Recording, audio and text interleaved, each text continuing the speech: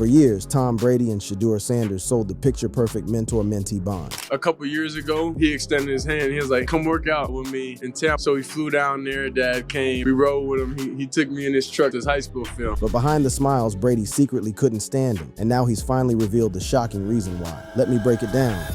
The mentor who became the betrayer.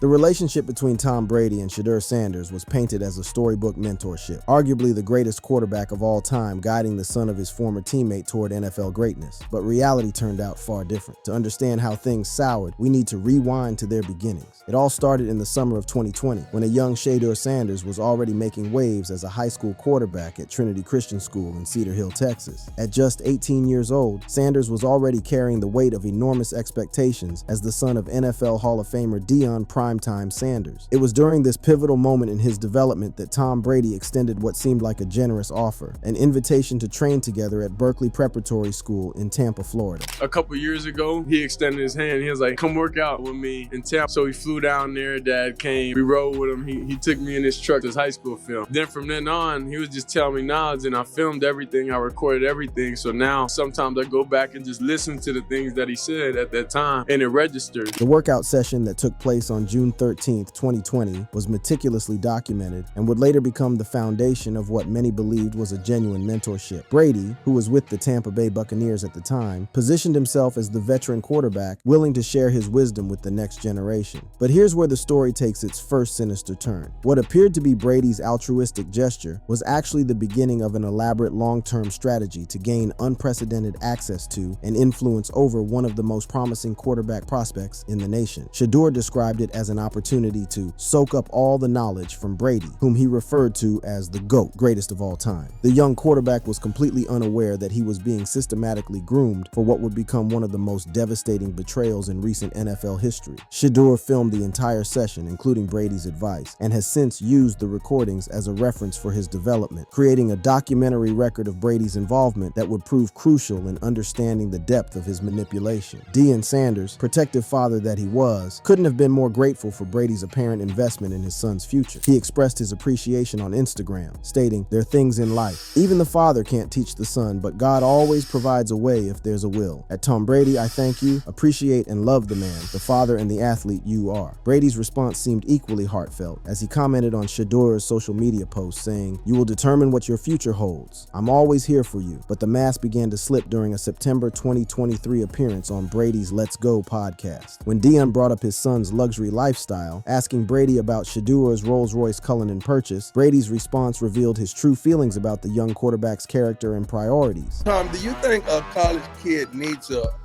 phantom, like a roll? I think he needs to get in the film room and spend as much time in there as possible. And less time in the car and more time in the film room. This moment was telling. Brady wasn't just offering constructive criticism. He was publicly humiliating a young man who had trusted him with his career development. The contempt in Brady's voice was unmistakable, and it marked the beginning of a pattern of behavior that would ultimately culminate in one of the most shocking draft betrayals in NFL history. The public narrative that emerged from their initial 2020 encounter had painted Brady as the consummate professional and mentor. Sports media outlets celebrated the story as a heartwarming example of veteran leadership and generational knowledge transfer. But what they missed was the strategic nature of Brady's involvement. By establishing himself as Shedeur's mentor at such a critical juncture in the young quarterback's development, Brady was creating a relationship dynamic that would give him significant influence over Sanders' career trajectory for years to come. As Shedeur progressed through his college career, first at Jackson State University and later at the University of Colorado, Brady's involvement only deepened. The Tampa workout marked the beginning of a mentor-mentee relationship, where Shedeur stated that he regularly communicates with Brady, including post-game discussions after college games. The relationship appeared to be thriving, with Brady even signing Sanders to a groundbreaking name, image, and likeness (NIL) deal with his Brady brand apparel company in 2022. Brady praised Sanders extensively, stating, "Shedeur Sanders is the perfect ambassador for Brady. He embodies everything we look for in a Brady athlete, and his character and values align perfectly with our brand." Meanwhile, Sanders expressed enthusiasm for the partnership, clip, noting, "Tom has been a longtime mentor to me, both on and off the field, and I've been a fan of his apparel, brand since its inception." But beneath this veneer of mutual admiration and business partnership, Brady was carefully studying Sanders' game, identifying his weaknesses and forming judgments that would later prove devastating to the young quarterback's professional aspirations. The 2022 NIL deal wasn't just a business transaction. It was Brady's way of maintaining close surveillance over Sanders' development while positioning himself to have maximum impact on his future NFL prospects. During Sanders' time at Colorado, Brady continued his public support while privately harboring growing reservations about the quarterback's ability to succeed at the professional level. Brady has publicly praised Shedeur's work ethic, preparation, accuracy, poise in the pocket, and resilience.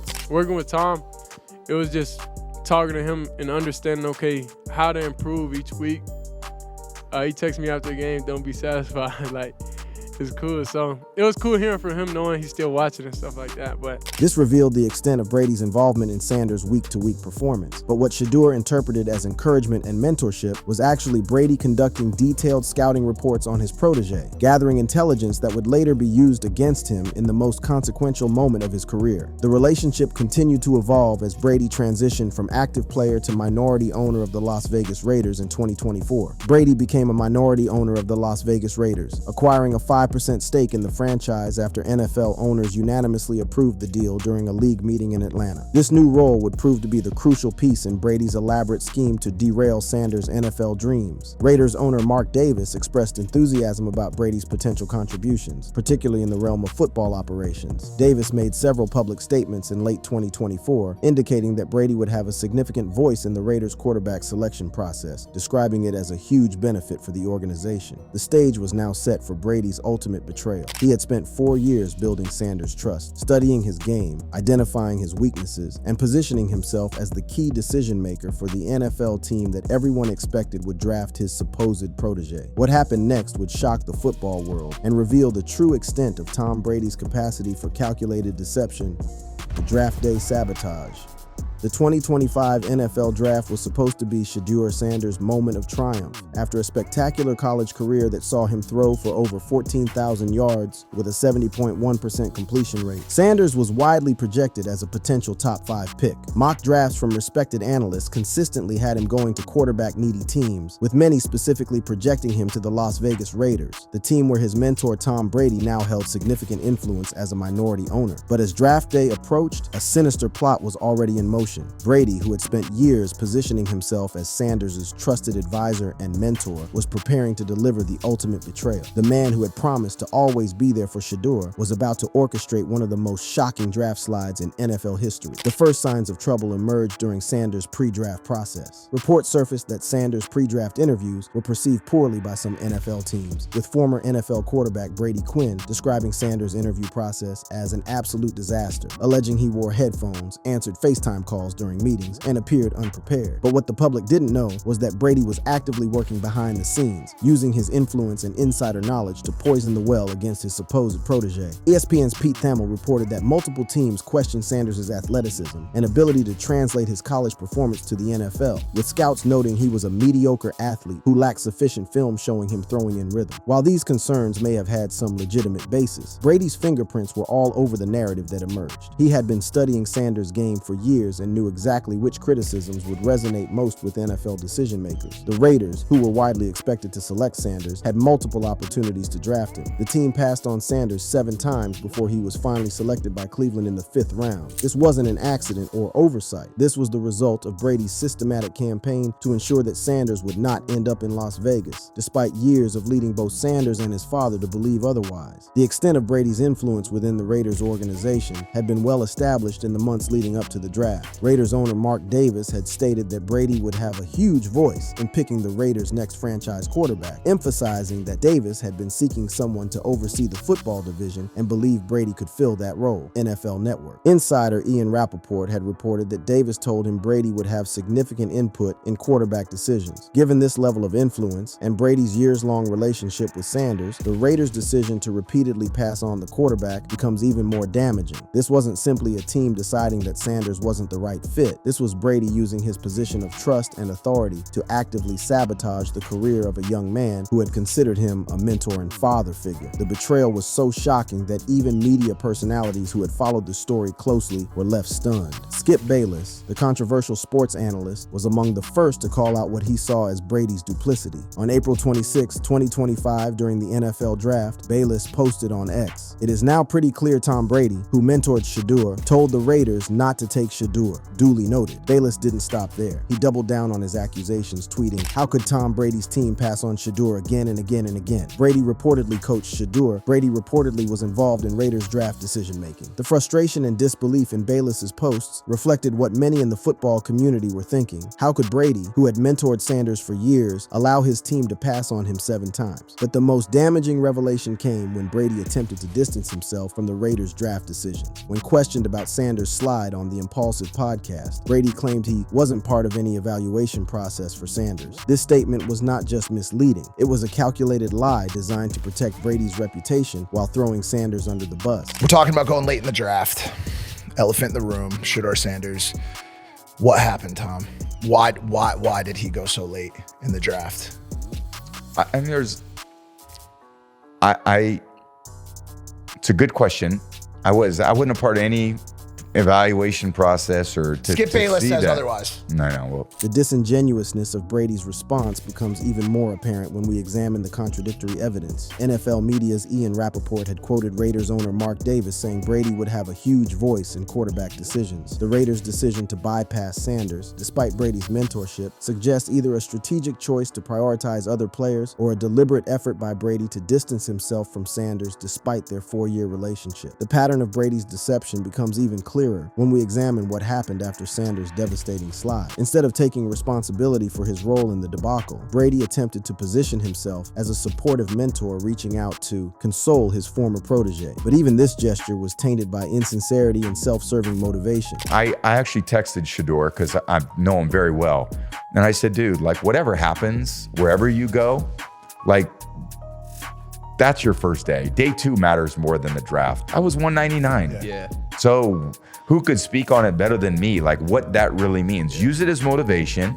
You're going to get your chances. The hollow nature of Brady's post-draft outreach becomes apparent when viewed in the context of his actions. Here was a man who had just orchestrated the systematic destruction of Sanders' draft stock, now attempting to position himself as the wise mentor, offering comfort and guidance. The text message Brady sent to Sanders, advising him that day 2 matters more than the draft and to use it as motivation, reads like a masterclass in gaslighting. Brady's reference to his own draft experience as the 199th pick was particularly cynical. While Brady's late selection had indeed motivated him to greatness, the circumstances were entirely different. Brady wasn't sabotaged by a trusted mentor. He was simply overlooked by teams who failed to recognize his potential. Sanders, on the other hand, was the victim of a calculated campaign by someone who knew his game better than anyone and used that knowledge to destroy his prospects. The depth of Brady's betrayal becomes even more apparent when we consider the timing and methodology of his sabotage. Brady had been studying Sanders' game for years, identifying his weaknesses and forming judgments that would later prove devastating to the young quarterback's professional aspirations. The 2022 NIL deal with Brady Brand wasn't just a business transaction. It was a way for Brady to maintain surveillance over Sanders' development while positioning himself to have maximum impact on his future NFL prospects. Throughout Sanders' time at Colorado, Brady continued his public support while privately harboring growing reservations about the quarterback's ability to succeed at the professional level. The mentorship extended beyond technical advice to life lessons, with Brady offering guidance on everything from film study to financial decisions. But this comprehensive involvement wasn't born from genuine care. It was strategic intelligence gathering that would later be weaponized against Sanders. The most damaging aspect of Brady's betrayal was how he used Sanders' trust against him. Sanders has frequently cited Brady as a resource he could call upon with questions about the game, emphasizing Brady's ability to relate due to his own experience at the highest level. Every conversation, every piece of advice, every moment of supposed mentorship was actually Brady gathering ammunition for his eventual sabotage. The systematic systematic nature of Brady's campaign becomes clear when we examine the specific criticisms that emerged about Sanders during the draft process.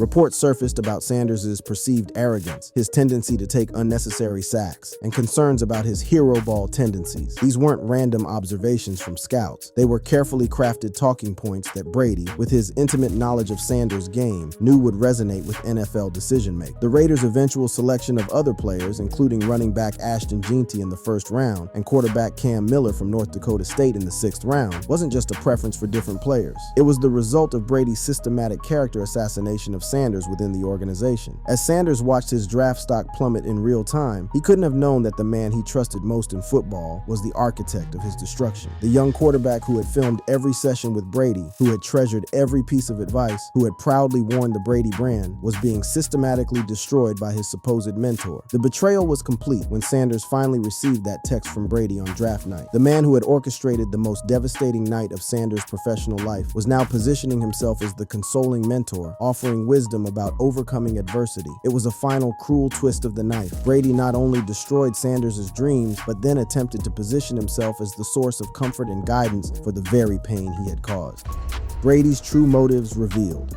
The aftermath of Shedeur Sanders' devastating draft slide revealed the true extent of Tom Brady's calculated betrayal, but it also exposed the deeper, more disturbing motives behind his systematic sabotage of a young quarterback who had trusted him implicitly. As the dust settled and Sanders began his professional journey with the Cleveland Browns, new evidence emerged that painted an even darker picture of Brady's duplicitous behavior and the psychological warfare he had waged against his supposed protege. The immediate aftermath of the draft saw Brady attempting to control the narrative through a carefully orchestrated public relations campaign. His appearance on the Impulsive podcast wasn't just damage control, it was a masterclass in deflection and gaslighting that revealed the true depths of his deception. I actually texted Shedeur because I know him very well.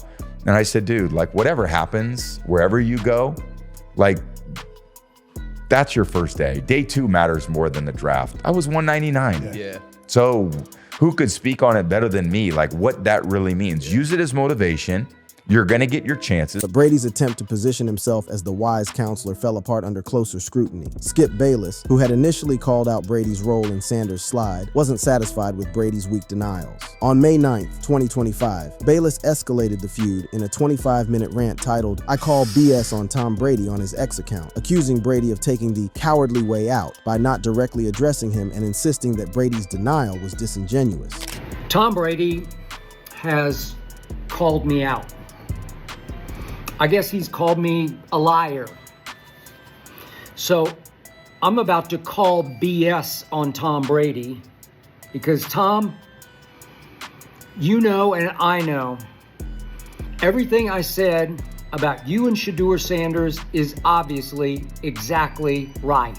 Bayless didn't just challenge Brady's version of events, he systematically dismantled it with facts that Brady couldn't dispute. Bayless claimed, "You obviously just didn't believe in this kid and you should own that," highlighting the contradiction between Brady's claimed non-involvement and his documented influence within the Raiders organization. The evidence supporting Bayless's accusations was overwhelming. So soon after Pete Carroll took over as Raiders coach, he said, "We're going to build this team up around the quarterback position, and we're going to lean on Tom as much as we possibly can."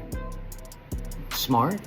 Then there was this from the new Raiders general manager, John Spytek, who said, "When we are looking at a quarterback, we'd be a fool not to involve Tom." These weren't casual comments. They were explicit acknowledgments of Brady's central role in the Raiders' quarterback evaluation process. The most damning evidence came when Bayless revealed the depth of Brady's knowledge about Sanders and the impossibility of his claimed non-involvement. Bayless noted that Sanders became the most debatable player by far in this draft, and that nobody out there, outside of Shedeur's family, knows his game and his nature, his tangibles and his intangibles better than Tom Brady. The idea that the Raiders would make quarterback decisions without consulting their minority owner, who happened to be the greatest quarterback of all time and Sanders' mentor, was not just implausible, it was insulting to anyone's intelligence. I considered it a strength of Shedeur's that since he was in high school, it may go back before that, you'd know this better than I would, Tom. Tom Brady mentored and coached Shedeur Sanders all the way up through high school and into college and through college. Mentored and coached. Nobody out there outside of Shedeur's family knows his game and his nature, his tangibles and his intangibles better than Tom Brady. But Brady's betrayal extended beyond simply failing to advocate for Sanders. He had actively worked to undermine him. The evidence suggests that Brady used his intimate knowledge of Sanders' game, personality, and weaknesses to systematically poison the well against him throughout the NFL. The Raiders would have been fools if they didn't ask Brady his opinion of Shedeur. And obviously, as Bayless was about to detail, Brady said no to Shedeur. But my point is, at no point, neither Pete Carroll, nor John Spytek, nor Mark Davis said, "Hey, Tom, give us your take on Shedeur. Stop it, Tom. Quit lying to us, Tom. Quit dodging the truth, Tom." I'm just gonna say it. I'm calling bullshit on you, because that's utter bullshit. The psychological warfare that Brady had waged against Sanders became even clearer when we examined the specific nature of the criticisms that emerged during the draft process. Reports of Sanders being brash and arrogant in team interviews, his perceived entitlement, and concerns about his character weren't random observations. They were carefully crafted character assassinations that Brady, with his years of intimate access to Sanders, was uniquely positioned to orchestrate. The most chilling aspect of Brady's campaign was how he used Sanders' own trust and openness against him. Every conversation Sanders had shared, every vulnerability he had revealed, every moment of genuine connection between mentor and protege had been weaponized by Brady in his systematic destruction of the young quarterback's prospects. Even more disturbing was the revelation of Brady's true motivations for this elaborate betrayal. The evidence suggests that Brady's actions weren't born from genuine concerns about Sanders' NFL readiness, but from deeper, more personal reasons that painted the 7-time Super Bowl champion in an incredibly unflattering light. Content creators and analysts who had followed the story closely began to piece together a pattern of behavior that suggested Brady's animosity towards Sanders wasn't professional, it was personal. One content creator, DJ Bless One, who had been tracking the story, noted the systematic nature of Brady's betrayal and questioned whether it was driven by factors beyond football evaluation. Tom Brady is a Hall of Famer. He is absolutely one of the greatest quarterbacks of all time, but he's a piece of human being, man, in every single way. The harsh assessment from DJ Bless One reflected a growing sentiment among those who had watched Brady's systematic destruction of Sanders' draft stock. The pattern of Brady's deception became even more apparent when the Raiders later acquired Kenny Pickett from the Cleveland Browns in a trade. The move brought renewed focus to Brady's past comments about Pickett during a 2022 game, when Brady was caught on a sideline microphone saying, "I didn't leave my wife and kids to be losing to Kenny fucking Pickett at the half." The irony of Brady's team now acquiring a quarterback he had once disparaged while passing on Sanders, whom he had supposedly mentored, wasn't lost on observers. Tom Brady had a chance to finally downplay people calling him fake, people saying he used Shedeur just to show he's this good guy that he's not.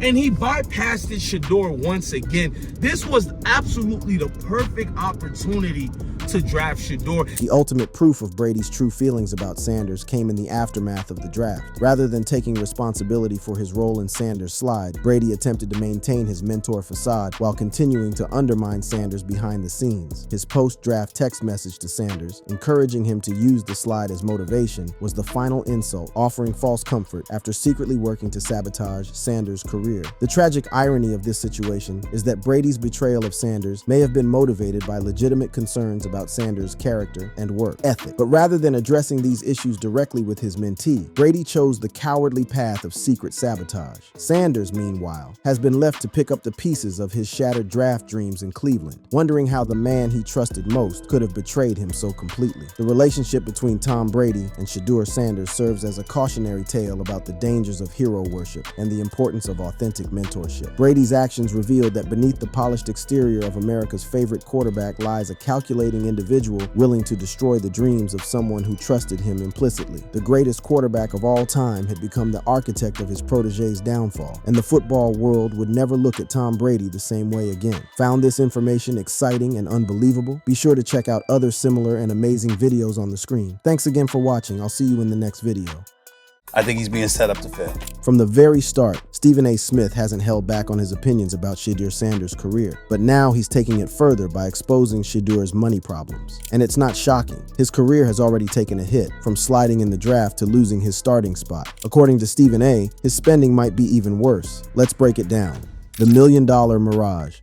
Let's start with the obvious question that's been burning in everyone's mind for months now. How exactly does a college quarterback afford a car collection worth over $1 million? Shedeur Sanders, the 23-year-old quarterback who transitioned from the Colorado Buffaloes to the Cleveland Browns as a fifth-round draft pick in 2025, has amassed a notable luxury car collection primarily fueled by his name, image, and likeness, NIL deals during college. Now, on the surface, that sounds perfectly reasonable, right? NIL deals are legitimate, and top college athletes can make serious bank from them. But here's where things get interesting, and where Stephen Smith's investigative instincts started kicking into overdrive. These deals, estimated at around $6.5 million, included partnerships with brands like Nike, Gatorade, Beats by Dre, Google, 5,430 Alliance, and Mercedes-Benz, allowing him to build a collection reportedly valued at over $1 million.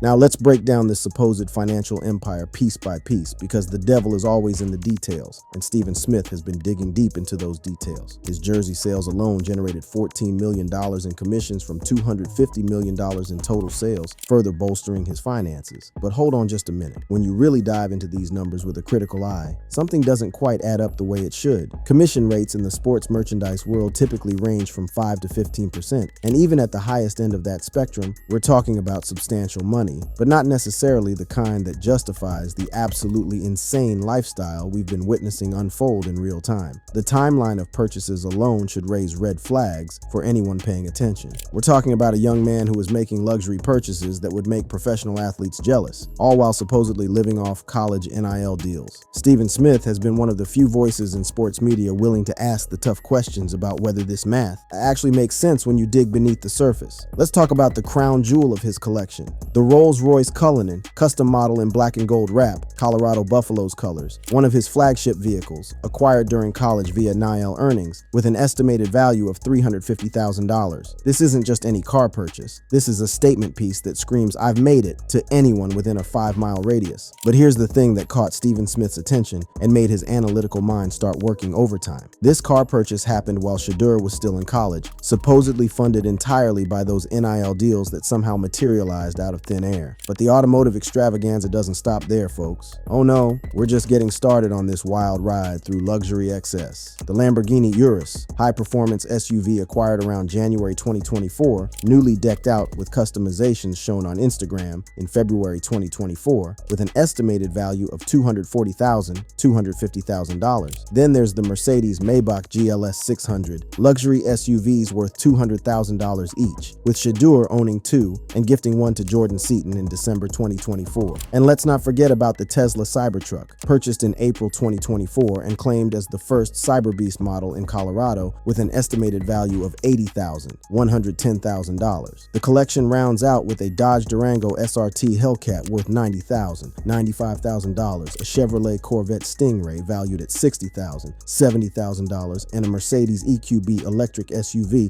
worth approximately $55,000. Now let's do some quick math here, because numbers don't lie, even when people might be stretching the truth or creating elaborate financial illusions. We're looking at a car collection worth well over $1.5 million, and that's being extremely conservative with the estimates, and not accounting for the custom work, taxes, insurance, and ongoing maintenance costs for a college student from NIL deals. In a sport where even the biggest names struggle to command 8-figure NIL packages consistently. But Stephen Smith wasn't just looking at the cars when he started investigating this situation. No, his investigative radar was pinging on something much more revealing and potentially damaging: the jewelry and watch collection that Shedeur has been flashing on social media like he's trying to blind satellites in orbit. Sanders' affinity for luxury timepieces and chains stems from his early college days, where he began investing in custom pieces despite modest beginnings at an HBCU. But here's where the timeline gets really interesting and starts to fall apart under scrutiny. The custom Audemars Piguet Royal Oak 15 500, his most iconic piece, is a stainless steel model fully customized with over 30 carats of VVS Clarity diamonds, valued at approximately $70,000, purchased in 2022 while he was still at Jackson State University. And it gets more extravagant and financially questionable from there. The Audemars Piguet Royal Oak skeleton watch, worn during the 2024 Heisman Trophy ceremony, valued at $295,000. Then there are Richard Mille watches, with post-draft reports referencing him showing off a $265,000 model on Instagram, with another mention of a $300,000 variant. But here's where Stephen Smith's financial detective work really starts to pay off and reveal the cracks in this carefully constructed facade. The timing of these purchases purchases, the scale of the spending, and the sources of income just don't align in a way that makes complete financial sense to anyone who understands how money actually works in the real world. When you're dropping nearly $400,000 on watches alone while still in college, questions need to be asked, and Steven Smith has been asking them. Those questions become even more pressing and urgent when you consider the post-draft financial reality that hit like a brick wall. His rookie salary of $840,000 and $447,000 signing bonus as a fifth-round pick suddenly puts his pre-NFL spending in a very different and troubling perspective. We're talking about a guy who spent more on accessories than his entire first-year NFL salary before he even got drafted. That's not financial planning, that's financial fantasy. Steven Smith has been particularly vocal about what he sees as financial red flags waving everywhere in Shedeur's lifestyle. The veteran ESPN analyst, known for his sharp eye for details and his willingness to call out inconsistencies when he sees them, has been raising serious questions about the sustainability and authenticity of this ultra-luxurious lifestyle. And when Steven Smith starts asking questions about your finances, you know there's probably more to the story than meets the eye. The most telling moment might have been the 2025 NFL Draft Party controversy, where Sanders hosted a lavish post-draft party at Hide and Seek nightclub in Dallas featuring a Louis Vuitton chest containing $1 million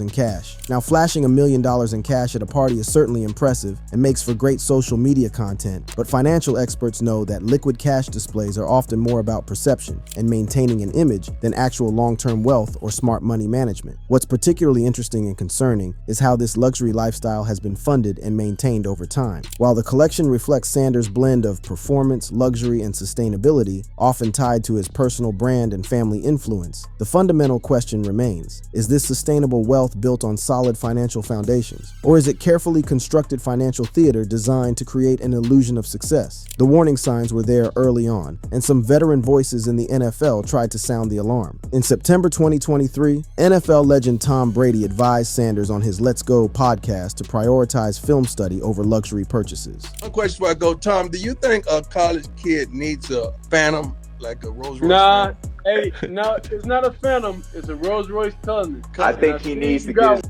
in the film room and spend as much time in there as possible. And less time in the car and more time in the film room. Brady's comments weren't just about priorities on the field. They were about financial responsibility and long-term career focus that comes from someone who understands what it takes to build lasting wealth. Even more revealing and embarrassing were the practical issues Sanders faced with his vehicles during his time at Colorado, including multiple parking violations, with his Rolls-Royce Cullinan being booted, wheel clamped, on November 9th, 2023 for unpaid tickets. When you can afford a $350,000 car but can't keep up with basic parking tickets, it raises serious questions about cash flow management and whether the financial foundation is as solid as it appears on the surface. And that's where Steven Smith's warnings shift from questioning Shedeur's spending habits to exposing how his image and lifestyle may have directly sabotaged the very career and fortune he was counting on. The draft day disaster and financial wake-up call. Let's set the scene for what should have been Shedeur Sanders' triumphant entry into the NFL and his ticket to financial security for life. Shedeur Sanders entered the 2025 NFL Draft as one of the most hyped prospects, widely projected as a top 5 pick, with ESPN's Mel Kiper Jr. ranking him as the second best quarterback available and predicting a top 5 selection. Top 5 picks in the NFL Draft typically command signing bonuses in the $25 to $40 million range, with total rookie contracts worth $70 million over 4 years. But then draft day happened, and everything went sideways in the most spectacular and financially devastating fashion imaginable. In a stunning turn of events, Sanders slid dramatically and was not selected until the 5th round, picked 144th overall by the Cleveland Browns. Let me put this in proper financial perspective for you. This wasn't just a slide down the draft board. This was a financial freefall that cost Shedeur potentially tens of millions of dollars and completely changed his economic reality overnight. Steven Smith was among the first major media voices to recognize the massive implications of this draft disaster and what it meant for someone who had been living like a millionaire before actually securing millionaire money. Shedeur Sanders, in my opinion, was targeted. The numbers tell the absolutely devastating story of financial opportunity lost. This fall was estimated to cost Sanders potentially over $40 million if he had gone in the top 5. Instead of a massive signing bonus and guaranteed money that would set him up for life, Sanders signed a rookie contract worth $4.6 million with the Browns. That's roughly 1/10 of what he could have expected as a top 5 pick. And when you're carrying the financial obligations we've seen thus far, that difference isn't just significant, it's potentially catastrophic. But here's where Steven Smith's analysis gets really sharp and cuts to the heart of the matter. He started asking the hard questions about what led to this dramatic fall, and whether Shedeur's lifestyle and attitude played a direct role in sabotaging his own financial future. Multiple anonymous sources described Sanders' interviews as disastrous, with an NFL quarterbacks coach calling him brash and arrogant, while Todd McShay reported teams felt he lacked a professional approach and was unprofessional and disinterested. I'm going to say that while in the same breath conceding and acknowledging that Shedeur Sanders is not blameless here. The pre-draft process was apparently a complete disaster from start to finish, and Stephen Smith has been connecting the dots between the lifestyle excess and the attitude problems that cost Shedeur millions. Sanders attended the NFL Combine but refused to participate in on-field workouts, including throwing drills and the 40-yard dash, focusing solely on interviews and planning to showcase his skills at Colorado's Pro Day instead. When you're projected as a top pick, you can sometimes get away with that kind of approach and selective participation. But when teams are already questioning your attitude and character based on your public persona, it becomes a huge red flag that confirms their worst suspicions. Even more damaging and financially costly were reports about his interview performance that painted a picture of someone completely out of touch with reality. One assistant coach told NFL Network's Tom Pelissero, "It was the worst formal interview I've ever been in my life," citing entitlement, horrible body language, blaming teammates, and not being that good. Sanders reportedly sandbagged meetings with teams he didn't want to join, rubbing executives the wrong way. Stephen Smith connected these attitude problems directly to his lavish lifestyle, and his analysis is absolutely brutal in its accuracy. When you're living like a millionaire before you've actually secured millionaire money, it can create a sense of entitlement and unrealistic expectations that shows up in professional settings. And in the NFL, where character evaluation is just as important as physical talent, that kind of attitude can cost you everything you've worked for. I think he's being set up to fail. That's right, I'm going to say it. Okay. Here we are on national television, right? There's been 11 practices, if I remember correctly.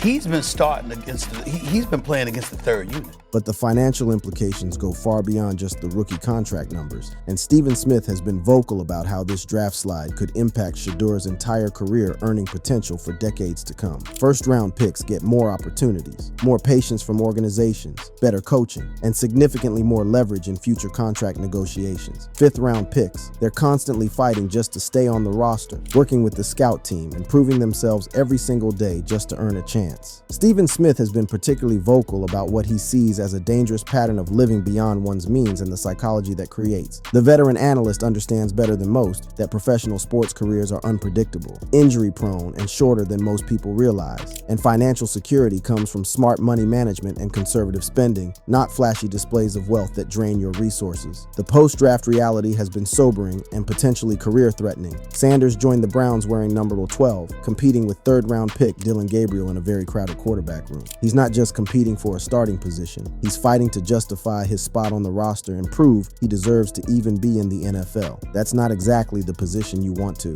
be in when you have million-dollar lifestyle expenses to maintain and no guaranteed income beyond this season. The psychological impact of this financial reality check can't be understated either. At his watch party, he called the draft slide fuel to the fire, but insisted it shouldn't have happened. But disappointment doesn't pay luxury car insurance premiums, and fuel to the fire doesn't cover the maintenance costs on a fleet of exotic vehicles or the insurance on hundreds of thousands of dollars worth of jewelry. Stephen Smith has been particularly critical of how this entire situation was handled by Shedeur and his team throughout the pre-draft process. The pre-draft arrogance, the lifestyle excess that was impossible to ignore, and the apparent lack of preparation for the possibility that things might not go according to plan. It all adds up to what Stephen Smith sees as a cautionary tale about putting the cart before the horse and counting your chickens before they hatch. Multiple NFL insiders hinted the Browns might trade or cut Sanders amid the QB competition, with one analyst calling stashing him a messy outcome. When your job security is that tenuous and your future in the league is questionable, every dollar spent on luxury items becomes a potential financial mistake that could haunt you for years. The draft day disaster wasn't just about football talent or team needs. It was about a young man learning the hard way that confidence without humility, spending without earning, and lifestyle without substance can have very real, very expensive consequences that follow you for the rest of your career. And Stephen Smith has been watching it all unfold with the keen eye of someone who's seen this story before and knows exactly how it usually ends. But if you thought the financial mirage and draft day disaster were the end of Shedeur Sanders' problems, you haven't seen anything yet. Because Stephen Smith's most damning expose reveals how one quarterback's unchecked arrogance and sense of entitlement created a domino effect of scandals, controversies, and career-threatening incidents that paint a picture of a young man spiraling completely out of control, both personally and professionally,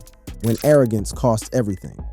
Let's start with the root of it all, the arrogance that Stephen Smith identified as the cancer eating away at Shedeur's career from the inside out. Sanders' draft slide was attributed by many sources to his pre-draft conduct, including poor interviews, refusal to fully participate in the NFL Combine, and concerns about his on-field limitations. But this wasn't just about one bad interview or a single moment of poor judgment. This was about a pattern of behavior that revealed a fundamental character flaw that would follow him throughout his early professional career. The arrogance manifested itself in ways that should have been warning signs to everyone around him. Sanders allegedly told teams not to draft him unless they were prepared to change their franchise and culture, which was seen as demanding and presumptuous. But the pre-draft arrogance was just the tip of the iceberg, and Stephen Smith started documenting a pattern of behavior that would become increasingly self-destructive and financially ruinous. The nepotism accusations that had been swirling around Shedeur for years suddenly took on new significance when viewed through the lens of his entitled behavior and expectation of special treatment. Shedeur Sanders has been plagued by nepotism allegations throughout his college and early professional career, with claims primarily stemming from the fact that he has never played under a head coach other than his father. Deion Sanders publicly stated during a team meeting at Colorado in December 2022 that Shedeur would be the starting quarterback upon their transfer. This guarantee fueled perceptions that opportunities were handed to him rather than earned through open competition, and Stephen Smith saw this as the beginning of a dangerous pattern of entitlement that would eventually explode in spectacular fashion. The situation reached a fever pitch with Colorado's athletic director Rick George announcing the premature retirement of Shedeur's number 2 jersey and Travis Hunter's number 12 jersey during the team's spring game in April 2025, before either player had even entered the NFL draft. Former Colorado star Darian Hagan expressed being flabbergasted by the decision, arguing it diminished the legacy of past greats. This wasn't just about honoring achievement, it was about creating a culture of entitlement that Stephen Smith warned would have serious consequences down the road. Those consequences started manifesting themselves almost immediately in Shedeur's professional life, and Stephen Smith was there to document every misstep and scandal that followed. The traffic violations became a perfect metaphor for his broader character issues, an inability to follow basic rules or show respect for authority. On January 6, 2024, Sanders was pulled over by Boulder police in Colorado for driving 75 miles per hour in a 35 miles per hour zone while behind the wheel of a black Dodge Durango. But that was just the beginning of a pattern of reckless behavior that would continue well into his professional career. After being drafted by the Browns, Sanders encountered 2 speeding violations within 12 days in June 2025. First cited for driving 91 miles per hour in a 65 miles per hour zone, then pulled over for driving 101 miles per hour in a 60 miles per hour zone. When Browns GM Andrew Berry addressed the June incidents, his response was scathing. Not smart, just not smart. It's not just about yourself. It's not just about having a joyride. It's not just about driving a car really fast. It's about the fact that you can endanger other people. It's just dangerous. But the traffic violations were just symptomatic of a much larger pattern of entitled behavior that began manifesting itself in toxic relationships with teammates and media personnel. The feuds and confrontations that followed painted a picture of someone completely unable to handle criticism or accountability, and Stephen saw these incidents as clear indicators of a career heading off the rails. In August 2025, rumors of a feud between Cleveland Browns rookie quarterbacks Shedeur Sanders and Dylan Gabriel dominated NFL headlines, fueled by perceived slights, media speculation, and social media buzz. The drama escalated after Gabriel's preseason debut when he made what many interpreted as a subtle jab at Sanders with his comment about entertainers and competitors. Gabriel's remark was widely interpreted as a direct reference to Sanders' flashy persona, social media presence, and family ties to Deion Sanders, often labeled a media circus. Even more revealing was Sanders' confrontation with ESPN Cleveland radio host Tony Grossi in the locker room on August 9, 2025, captured by his brother's YouTube channel. Tony, I be hoping you got something positive to say about me. You always say negative stuff about me. And I'm like, I ain't do nothing to you. I ain't seen nothing positive that you ever said. The media confrontation revealed something much deeper and more troubling than just sensitivity to criticism. It exposed what Stephen Smith identified as a complete lack of self-awareness and accountability that would prove to be career poison in the highly scrutinized world of professional football. The personal scandals weren't limited to professional conflicts either. Despite significant media attention, Sanders has generally kept his personal relationships private, but speculation about his dating life has been fueled by public appearances and social media interactions. His most publicized relationship with actress Storm Reed reportedly ended in 2023 after Reed discovered Sanders' involvement with other women, including allegations of him sliding into the DMs of Instagram models. The pattern of relationship drama and personal controversy further reinforced Stephen Smith's concerns about Sanders' character and decision-making abilities. More recently, Sanders was linked to Instagram model Jasmine Ray in a June 2025 incident when they were both pulled over for speeding, with Ray referring to herself as Sanders' girlfriend during the traffic stop. The financial implications of these scandals began mounting in ways that Stephen A. Smith predicted would become catastrophic. The career decline following the draft has been swift and brutal to witness, exactly as Stephen Smith predicted it would be. As of August 2025, Sanders has been buried on the Browns' depth chart as the fourth-string quarterback behind Joe Flacco, Kenny Pickett, and Dylan Gabriel. For someone who was projected as a potential franchise quarterback less than 6 months earlier, this represents a complete collapse of professional prospects that Stephen Smith directly attributes to character issues and poor decision-making. The psychological toll of this career freefall has been evident in Sanders' increasingly erratic behavior and public statements. NFL insiders have hinted the Browns might trade or cut Sanders amid the QB competition. The mere fact that a fifth-round pick is being discussed as a potential cut just months after being drafted speaks to how completely his stock has fallen and how toxic his presence has become within the organization. The financial repercussions continue to mount in ways that make Sanders' pre-draft spending look even more reckless and short-sighted. With his rookie salary of $840,000 and $447,000 signing bonus, Sanders is facing the reality of maintaining a multi-million-dollar lifestyle on a fraction of the income he had anticipated. The luxury car payments, jewelry insurance, property taxes, and lifestyle maintenance costs that seemed manageable when he was projected as a top 5 pick now represent a potentially crushing financial burden that could bankrupt him within years. Is there any hope for Sanders? Only time will tell. Meanwhile, if you enjoyed that video, click on the boxes playing on your screen to watch similar content. I don't concern myself with outside type of things, but I'm committed to his development, just like all of our rookies. So, Coach Kevin Stefanski denied sabotaging Shedeur Sanders, but new reports tell a different story. Apparently, Shedeur's chaotic start in the NFL is tied to a terrifying discovery the Browns coach and team owners uncovered. Something so damaging they've been quietly distancing themselves from him ever since. I've got all the details on those discoveries, so let's break it down. The preseason disaster that shocked the NFL world.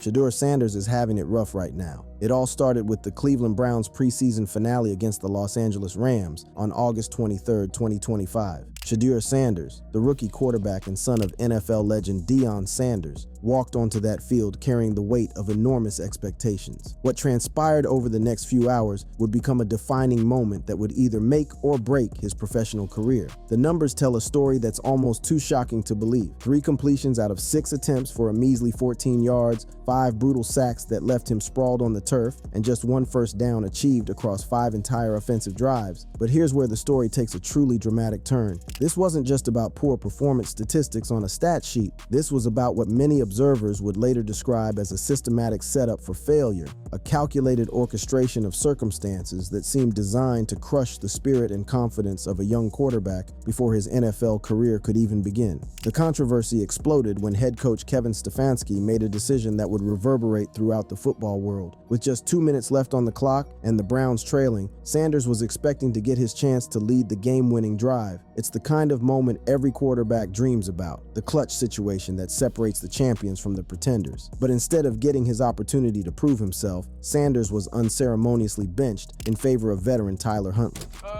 It wasn't my decision, so Of course, that's a quarterback's dream, and that's what every quarterback, thrives for, is those moments. So, yeah, I didn't know I was out. Yeah, I didn't know. I was on the bike. I was powering up. I was powering up for that 2-minute drive because, that's just a situation every quarterback dreams for.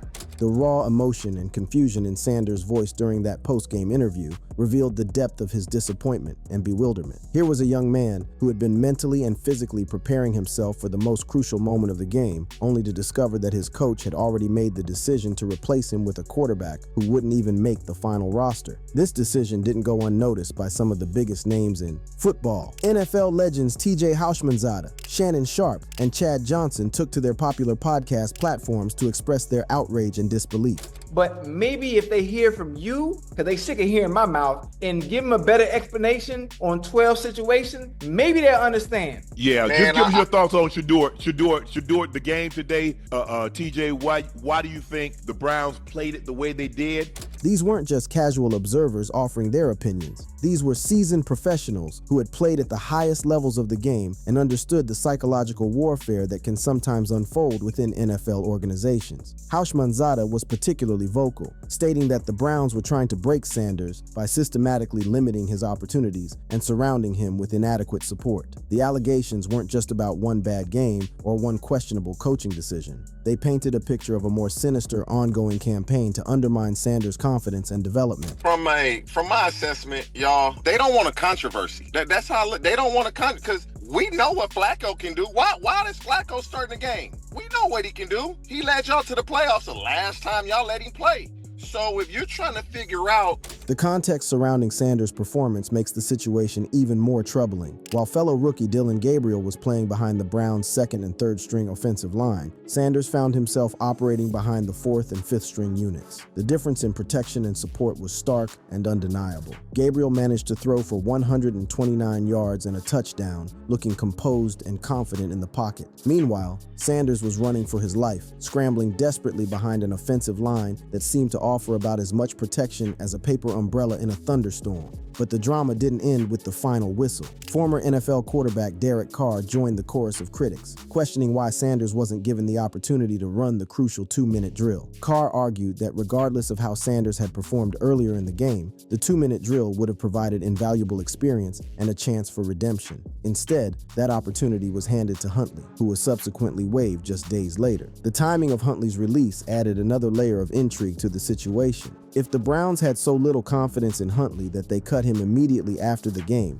why did they entrust him with the most important drive of the contest? The decision seemed to defy all logic and only fueled the growing conspiracy theories. Social media exploded with reactions from Browns fans who felt betrayed and confused by their team's handling of the situation. Many called for Stefanski's immediate firing, arguing that his body language and decision-making demonstrated a fundamental lack of support for Sanders. The hashtags and trending topics told the story of a fan base in revolt, demanding answers and accountability from their coaching staff. The situation was made even more complex by Sanders' draft history. Originally projected as a potential first-round selection after his stellar college career at Colorado, Sanders had inexplicably tumbled all the way to the 5th round. Reports surfaced about pre-draft meetings where Sanders had allegedly rubbed teams the wrong way, responding poorly to coaching feedback and failing to recognize intentional mistakes in play installations. Analysts like Todd McShay and Colin Cowherd had noted that Sanders' perceived arrogance and attitude had caused several teams to remove him from the draft boards entirely. This background information added another dimension to the current controversy, raising questions about whether the Browns had drafted Sanders with genuine intentions of developing him, or simply as a late-round flyer with limited expectations. The preseason finale performance stood in stark contrast to Sanders' impressive debut against the Carolina Panthers, where he had completed 14 of 23 passes for 138 yards and 2 touchdowns. That earlier performance had generated significant buzz and optimism about Sanders' potential, making his subsequent struggles all the more shocking and disappointing. What made the situation even more perplexing was the pattern of inconsistency that seemed to plague the Browns' evaluation process. While Sanders was struggling behind makeshift offensive lines with practice squad receivers, other rookie quarterbacks around the league were being given premium opportunities to showcase their abilities. The contrast was impossible to ignore for anyone paying close attention to the broader NFL landscape. The psychological warfare aspect of the situation cannot be understated. Sanders had entered the NFL with tremendous confidence, the kind of swagger that had made him successful at Colorado, but had apparently rubbed some NFL decision makers the wrong way during the pre-draft process. Now he found himself in a position where every mistake was magnified, every struggle was scrutinized, and every success seemed to be diminished or explained away by external factors. The media circus surrounding the controversy began to take on a life of its own, with each new comment or analysis adding fuel to an already raging fire. Social media platforms exploded with hot takes, conspiracy theories, and passionate defenses from all sides. The ripple effects extended far beyond Sanders himself. His teammates were being asked to take sides. Coaches were being questioned about their competence and integrity, and the entire organization was being forced to defend decisions that might have passed unnoticed if made about a less prominent player. The controversy had created a no-win situation where any decision regarding Sanders would be interpreted through the lens of the sabotage allegations. As news of the controversy spread throughout the football world, it became clear that this was about much more than just one bad game or one questionable coaching decision. This was about fairness, opportunity, and the responsibility that NFL organizations have to give their young players every possible chance to succeed. The stage was set for a confrontation that would test the integrity of the Cleveland Browns organization and potentially alter the trajectory of a promising young quarterback's career. The explosive accusations and conspiracy theories. The aftermath of that fateful preseason finale unleashed a torrent of accusations that would rock the NFL establishment to its core. What started as disappointment over a poor performance quickly morphed into something far more sinister. Allegations of deliberate sabotage that reached the highest levels of the football media landscape and captured the attention of millions of fans worldwide. Michael Jordan's former teammate Ron Harper dropped a bombshell claim that sent shockwaves through the league. Harper suggested that NFL team owners and coaches were systematically resistant to Sanders, not because of his football ability, but due to his high-profile background as Deion Sanders' son and his confident personality, which some perceived as threatening arrogance. This wasn't just about football anymore. This was about power, perception, and the complex dynamics of race, privilege, and expectation in professional sports. The conspiracy theories gained momentum when former NFL quarterback Robert Griffin III weighed in with his own concerns about the Browns' handling of Sanders. Griffin questioned why Sanders wasn't being given equal opportunities to compete with Gabriel despite being drafted later. The fact that Sanders was receiving minimal first-team repetitions during training camp while being listed as the fourth-string quarterback behind Joe Flacco, Kenny Pickett, and Gabriel seemed to validate the growing suspicions about organizational bias. But it was the podcast appearances by Shannon Sharpe and Chad Johnson that truly ignited the firestorm. On their popular Nightcap show, both legends didn't hold back in their criticism of Stefanski and the Browns organization. Sharpe, known for his passionate and unfiltered commentary, went scorched earth on the coaching staff, questioning not just their decision-making, but their fundamental commitment to developing Sanders as a player. The accusations weren't limited to emotional reactions and hot takes. ESPN analyst Ryan Clark provided a more measured but equally damning assessment of the situation. Clark argued that while Sanders was being treated like a typical fifth-round pick, the attention and scrutiny he faced was amplified due to his famous last name and the expectations that came with it. However, Clark also acknowledged that the NFL's evaluation of Sanders, as evidenced by his dramatic draft slide, seemed to align with the Browns' current usage patterns. The statistical evidence began to paint a troubling picture.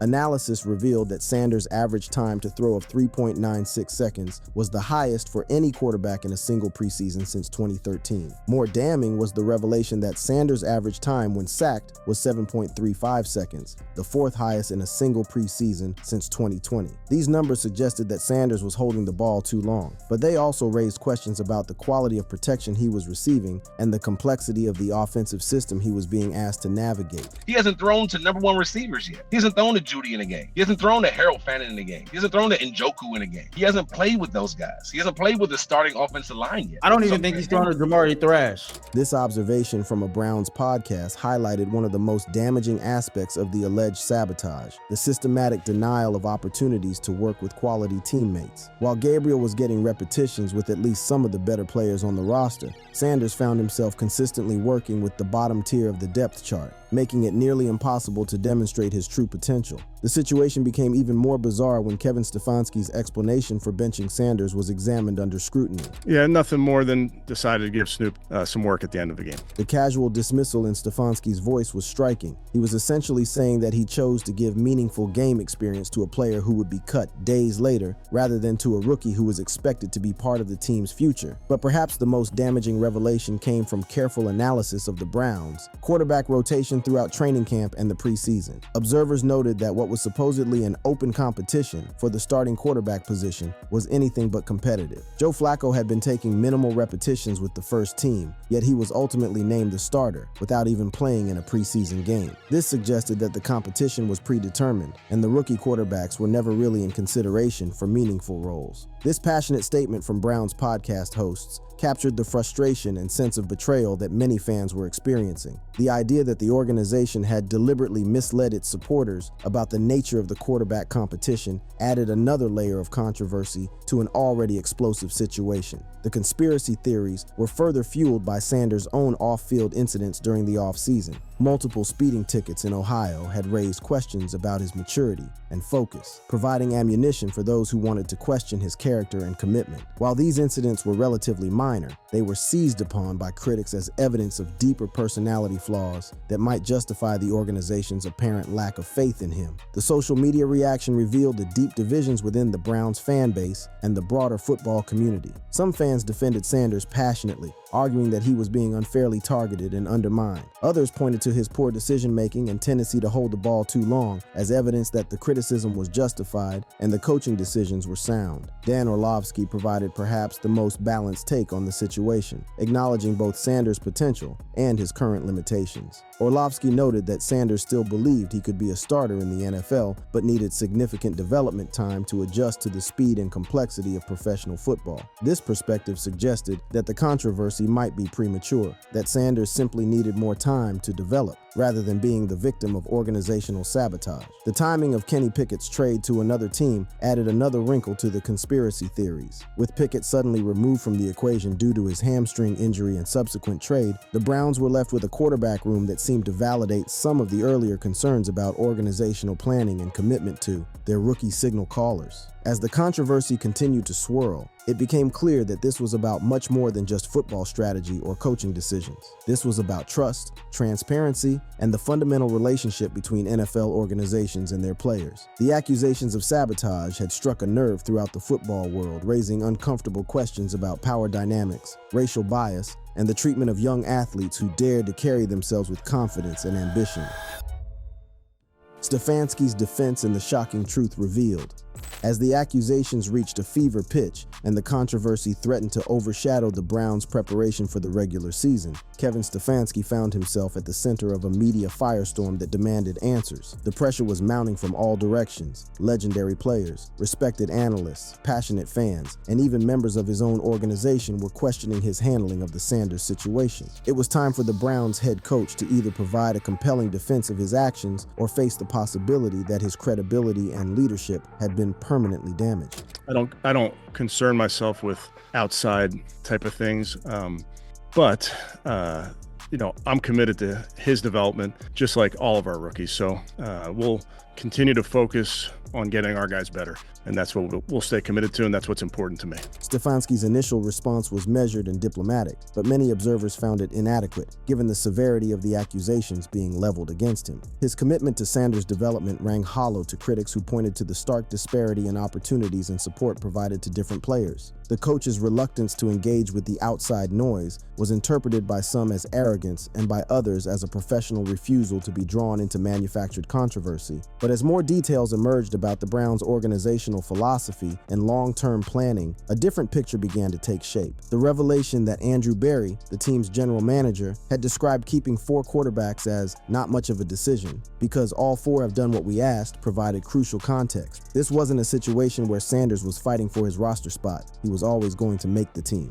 The question was what role he would play and how quickly he would be expected to contribute. Berry's comments revealed a level of respect and appreciation for Sanders that contradicted the sabotage narrative. The general manager specifically praised Sanders' mental toughness and ability to handle adversity, suggesting that the organization viewed these challenging experiences as part of his development, rather than as punishment or undermining. The complexity of Sanders' transition to the NFL became clearer when Berry used the analogy of asking someone who speaks fluent English to learn Mandarin. Mandarin. The terminology and system complexity in Cleveland was vastly different from what Sanders had experienced at Colorado, where the language and concepts were described as relatively basic. This wasn't about intelligence or football IQ. It was about the fundamental challenge of adapting to an entirely new football language and philosophy. Sanders himself seemed to understand this reality. You know, I know my time, whenever that is, I'll be ready for it, and I'm going to embrace that. But in due time, you know, I got many things I need to fix, many things I need to work on, and I'm not oblivious to that. So all I look at it as, I'm getting more time to cook. I'm getting more time to warm up. You know, that's all it is. This mature and self-aware response from Sanders contradicted the narrative that he was arrogant or unwilling to accept coaching. Instead, it revealed a young player who understood his situation and was committed to improvement, even in the face of significant adversity and public criticism. The statistical analysis began to support a more nuanced view of Sanders' performance issues. While his time to throw and time when sacked were concerning, they also reflected the reality of playing behind inferior protection with limited receiving options. ESPN's research showed that only 3 quarterbacks since 2020 had taken longer to get sacked than Sanders, and 2 of those were established NFL players who had faced similar circumstances. The revelation that Sanders had survived the final roster cuts and was officially listed as the team's third-string quarterback provided concrete evidence that the organization maintained faith in his potential. If the Browns were truly trying to sabotage Sanders or push him out of the organization, they would have simply released him rather than keeping him on the active roster. Stefanski's explanation for the Huntley substitution, while still controversial, began to make more sense within the broader context of roster evaluation. The coach noted that Huntley had stepped up during injuries to other quarterbacks and deserved recognition for his contributions. While this logic didn't satisfy Sanders' supporters, it at least provided a rationale beyond malicious intent. I think you factor in everything, Scott, truly. You look at it from a bunch of different angles. So certainly we made the decision and feel comfortable with Dylan serving that role.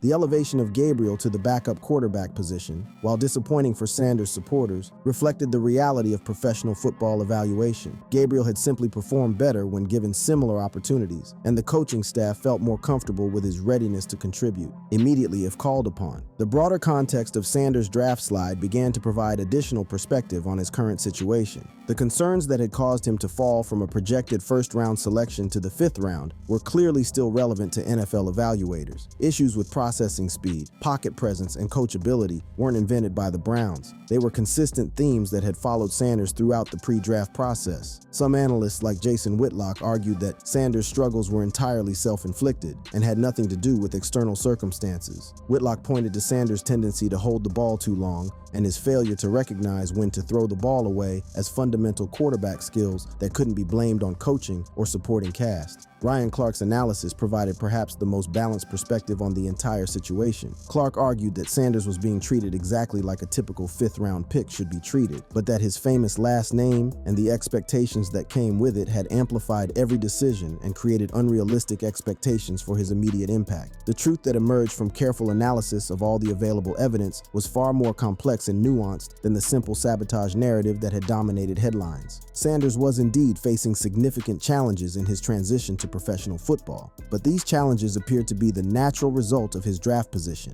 learning curve, and the competitive nature of NFL roster construction, rather than the product of organizational malice. The decision to keep 4 quarterbacks on the roster, while unusual, actually demonstrated the Browns' commitment to developing their young players, rather than rushing them into situations where they might fail. Sanders would have the entire season to continue learning and improving without the pressure of being thrust into action before he was ready. As the regular season approached and the controversy began to settle, it became clear that the terrifying discovery about Shedeur Sanders wasn't about sabotage or conspiracy. It was about the harsh reality of professional football evaluation and development. Sanders faced the same challenges that countless late-round picks had faced before him: the need to prove himself worthy of investment and opportunity in an unforgiving league where talent alone isn't always enough to guarantee success. The Browns' handling of Sanders may not have been perfect, but the evidence suggested it was far more about professional evaluation and development than about personal bias or organizational sabotage. Only time would tell whether Sanders could overcome these early challenges and prove that his college success could translate to the professional level, but at least now the path forward was clear for both player and organization. Thanks for watching. Check out other cards on the screen. We thought we knew the Shedeur Sanders draft story. Turns out, we didn't know half of it. Cam Newton just dropped a bombshell that changes everything about Sanders' fall to the 5th round. My source tells me that it wasn't just the Baltimore Ravens. It was 3 teams: the Cleveland Browns, the Philadelphia Eagles, and it also was Baltimore Ravens. Apparently, it was never just about one team. And there's a whole other side to the story with twists and turns. Let me break down what really happened. The bombshell revelation that shook the NFL. On September 17, 2025, former NFL MVP Cam Newton dropped an absolute bombshell on his 4th and 1 podcast that left the football world stunned. In what can only be described as one of the most revealing segments in recent sports media history, Newton didn't just confirm the already shocking report about Shedeur Sanders rejecting the Baltimore Ravens, he completely rewrote the narrative by revealing that Sanders had actually turned down not 1 but 3 teams on the same day during the 2025 NFL Draft. According to Newton's unnamed source, the situation involved not just the Ravens, but also the Philadelphia Eagles and ultimately the Cleveland Browns. My source tells me that it wasn't just the Baltimore Ravens. It was 3 teams: the Cleveland Browns, the Philadelphia Eagles, and it also was Baltimore Ravens. Let me paint you a picture of just how unprecedented this revelation truly is. We're talking about a 5th round draft pick, a player who had already fallen dramatically from his projected top 10 status, somehow managing to exercise the kind of leverage typically reserved for established superstars.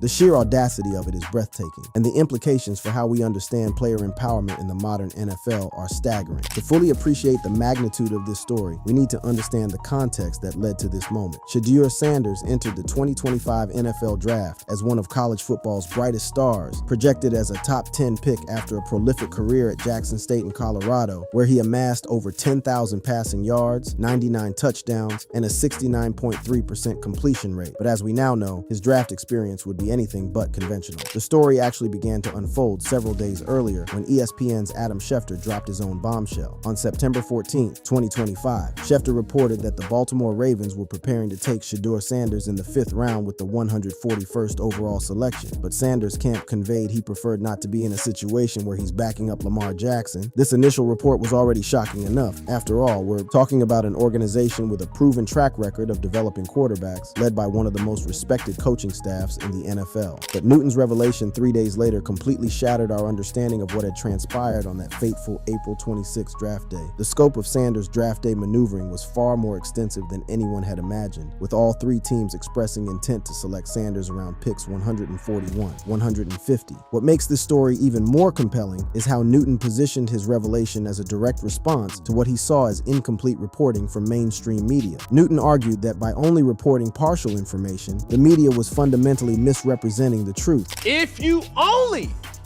report some of the truth and not all of the truth, you are, in some cases, if not all cases, just as guilty as telling a lie. Because if you only have a certain amount of information that you're pulling from, it clouds your perspective. This wasn't just about correcting the record. It was about holding the media accountable for what Newton perceived as a fundamental misrepresentation of Sanders' character and motivations. The former MVP was essentially arguing that by only reporting the Ravens angle, the media was inadvertently painting Sanders as someone who was simply too good for Baltimore, when the reality was far more nuanced and frankly, more respectful. The timing of Newton's revelation was also significant. His 4th and 1 podcast episode titled Cam Finishes Gilly, Shedeur's 5th round reality, and Joe Flacco Stinks was released on September 17, 2025, and within 72 hours, the Sanders segment had amassed over 1.2 million views across X, Instagram, and TikTok. The viral nature of this revelation speaks to just how hungry the football world was for the complete truth behind one of the draft's most shocking slides. But here's where the story gets even more fascinating. Newton didn't just reveal the additional teams, he provided context that completely reframed Sanders' decision-making process. Rather than portraying Sanders as an entitled player making demands, Newton painted a picture of a young man showing remarkable respect for established stars while making calculated business decisions about his future. According to Newton's source, Sanders had profound respect for both Lamar Jackson and Jalen Hurts, recognizing that he would need these elite quarterbacks to get injured for him to see meaningful playing time. My source tells me that Shedeur had too much respect for Lamar Jackson, had too much respect for Jalen Hurts, and he would be in a situation where he would have needed that individual in Lamar and Jalen to get hurt in order for him to have an opportunity to play. This framing is crucial because it shifts the narrative from one of arrogance to one of strategic thinking. We're not talking about a player who thought he was too good for certain teams. We're talking about someone who recognized that his path to meaningful playing time would be significantly different depending on where he landed. The Ravens' angle makes perfect sense when you consider Lamar Jackson's status. At just 28 years old, Jackson is a two-time MVP in his absolute prime, having just completed a 2024 season with over 4,500 passing yards and 35 touchdowns. The Ravens' quarterback room was stable, with Jackson locked in as the franchise quarterback through 2027 and performing at MVP levels. For a young quarterback looking to develop and eventually compete for a starting role, backing up Jackson could mean years of clipboard holding with minimal game action. The Eagles situation, while less corroborated by mainstream media, follows a similar logic. Jalen Hurts was locked in through a 5-year, $255 million extension signed in 2023 and had just posted a 2024 stat line of 3,900 passing yards, 28 TDs, 8 INTs, and 600 rushing yards. At 26 years old, Hurts was entering his prime years with no indication that the Eagles were looking for a replacement anytime soon. This brings us to a crucial point that Newton emphasized repeatedly throughout his revelation: the concept that not every financial opportunity represents the best career move. All money ain't good money, and every opportunity is not really a great opportunity for where you are or what your vision is. This philosophy represents a significant shift in how we think about player development and career management in the NFL. Traditionally, young players, especially those drafted in later rounds, are expected to be grateful for any opportunity and to pay their dues regardless of the situation. But Sanders and his camp were operating under a different philosophy, one that prioritizes long-term career trajectory over short-term stability. The social media reaction to Newton's revelation was immediate and polarizing. Within 72 hours, the story had generated over 40,000 posts with hashtags like #ShedurSnubs and #BusinessDecision. The response split along predictable lines. Some fans admired Sanders' agency and business acumen, while others viewed his actions as entitled and short-sighted. What makes this story particularly compelling is how it reveals the changing power dynamics in the modern NFL. We're seeing a generation of players who are increasingly willing to take control of their own narratives and career paths, even if it means taking significant risks. Sanders could have easily accepted a spot with either the Ravens or Eagles, learned from elite quarterbacks, and developed within stable, successful organizations. Instead, he chose uncertainty with Cleveland, betting on his ability to compete and ultimately win a starting job. Newton emphasized that sometimes making the best decision for yourself requires standing alone, even when others disagree with your choice. You have to do what's best for you, even if nobody agrees with it. That's something that you have to live with. The implications of this revelation extend far beyond Sanders himself. We're potentially witnessing the emergence of a new paradigm where even late-round picks feel empowered to influence their destinations. This represents a fundamental shift in the traditional power structure of the NFL draft, where teams have historically held all the leverage. Now that we understand the bombshell nature of Newton's revelation and its broader implications, let's see exactly how each team's pursuit unfolded and why Sanders' strategic calculations may have been more sophisticated than anyone initially realized. The team-by-team breakdown and strategic analysis.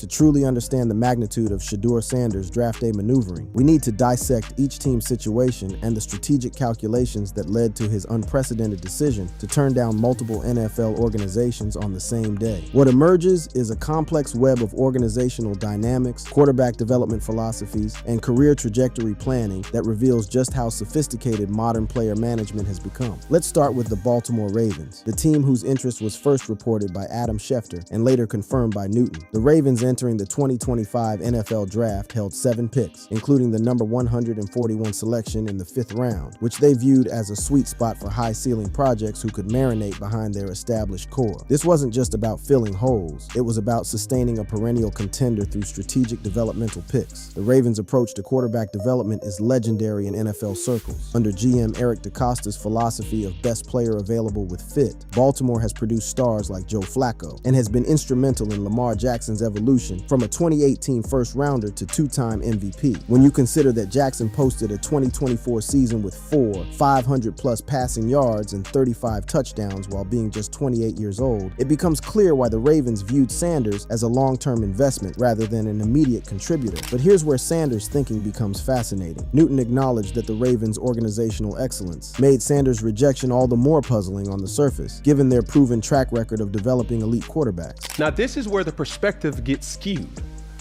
because you ask the question, why would Shedeur not want to go to Baltimore? For all the obvious reasons and all the optics that Alex Smith has stated. If any team has been on the cutting edge of saying we figured out the recipe of drafting and developing good players to play great and elite, that's one of the teams that does it at a high level. Newton understood the Ravens' excellence while explaining Sanders' reasoning. The decision wasn't about disrespecting Baltimore. It was about recognizing that those situations wouldn't provide the developmental opportunities Sanders was seeking. Internal evaluations within the Ravens organization had Sanders slotted as their number 4 QB on the board, behind consensus prospects like Cam Ward and Quinn Ewers, but ahead of raw athletes like Jalen Milroe. The Ravens saw Sanders' potential, particularly his pocket poise and accuracy on intermediate throws, 68.5% completion rate in 2024, but they were planning for a 2-3-year developmental timeline that Sanders' camp found unacceptable. The communication between Sanders' camp and the Ravens reveals the professionalism on both sides. According to sources, around 2:28 p.m. on draft day, agent David Mulugetta's camp signaled no interest, citing Sanders' aversion to a multi-year backup role amid Jackson's prime. This wasn't a dramatic rejection. It was a business decision communicated respectfully and efficiently. Moving to the Philadelphia Eagles, Newton outlined how the situation there was remarkably similar to Baltimore in terms of having an established elite quarterback who commanded respect. The second team, Philadelphia Eagles, Jalen Hurts has been nothing less than a model citizen. And of course, he's thinking to himself like, you're talking about development, you're talking about preparing him to be a potential starting quarterback. The Philadelphia Eagles angle of Newton's story is perhaps the most intriguing because it lacks the corroboration that the Ravens story received from mainstream media. The Eagles entering the 2025 NFL Draft were coming off a 12-5 season in 2024 with quarterback Jalen Hurts locked in through a 5-year, $255 million extension signed in 2023. At age 26, Hurts was the undisputed centerpiece, having posted impressive 2024 numbers: 3,900 passing yards, 28 TDs, 8 INTs, and 600 rushing yards with 12 scores. The Eagles' draft priorities, as outlined by GM Howie Roseman in pre-draft pressers, centered on bolstering the trenches and secondary. With 5 picks, including number 145 in the 5th round, the Eagles targeted edge rushers, cornerbacks, and offensive line depth. Quarterback wasn't a screaming need given Hurts' durability and the presence of Kenny Pickett as a competent backup. But here's where Roseman's history becomes relevant. Roseman has a track record of drafting QBs for trade value, as evidenced by the Carson Wentz selection in 2016, who was later flipped for picks. Could the Eagles have seen Sanders as a high upside developmental arm who could later be moved for assets? The lack of mainstream media corroboration for the Eagles' interest raises questions, but Newton's source insisted they were among the 3 teams vying for Sanders. Newton emphasized that both Baltimore and Philadelphia represented no-brainer developmental situations, making Sanders' rejections all the more noteworthy. Might I add, these are individuals that is a no-brainer. Then came the 3rd team in this unprecedented saga, the Cleveland Browns, where Sanders ultimately landed. The 3rd team was the Cleveland Browns. And this is what I will add to this. As a man in the United States of America, as a man in the world that we live in today, no matter what country, no matter what city, no matter what state, no matter what county, no matter what zip code you stay in, you have to do what's best for you, even if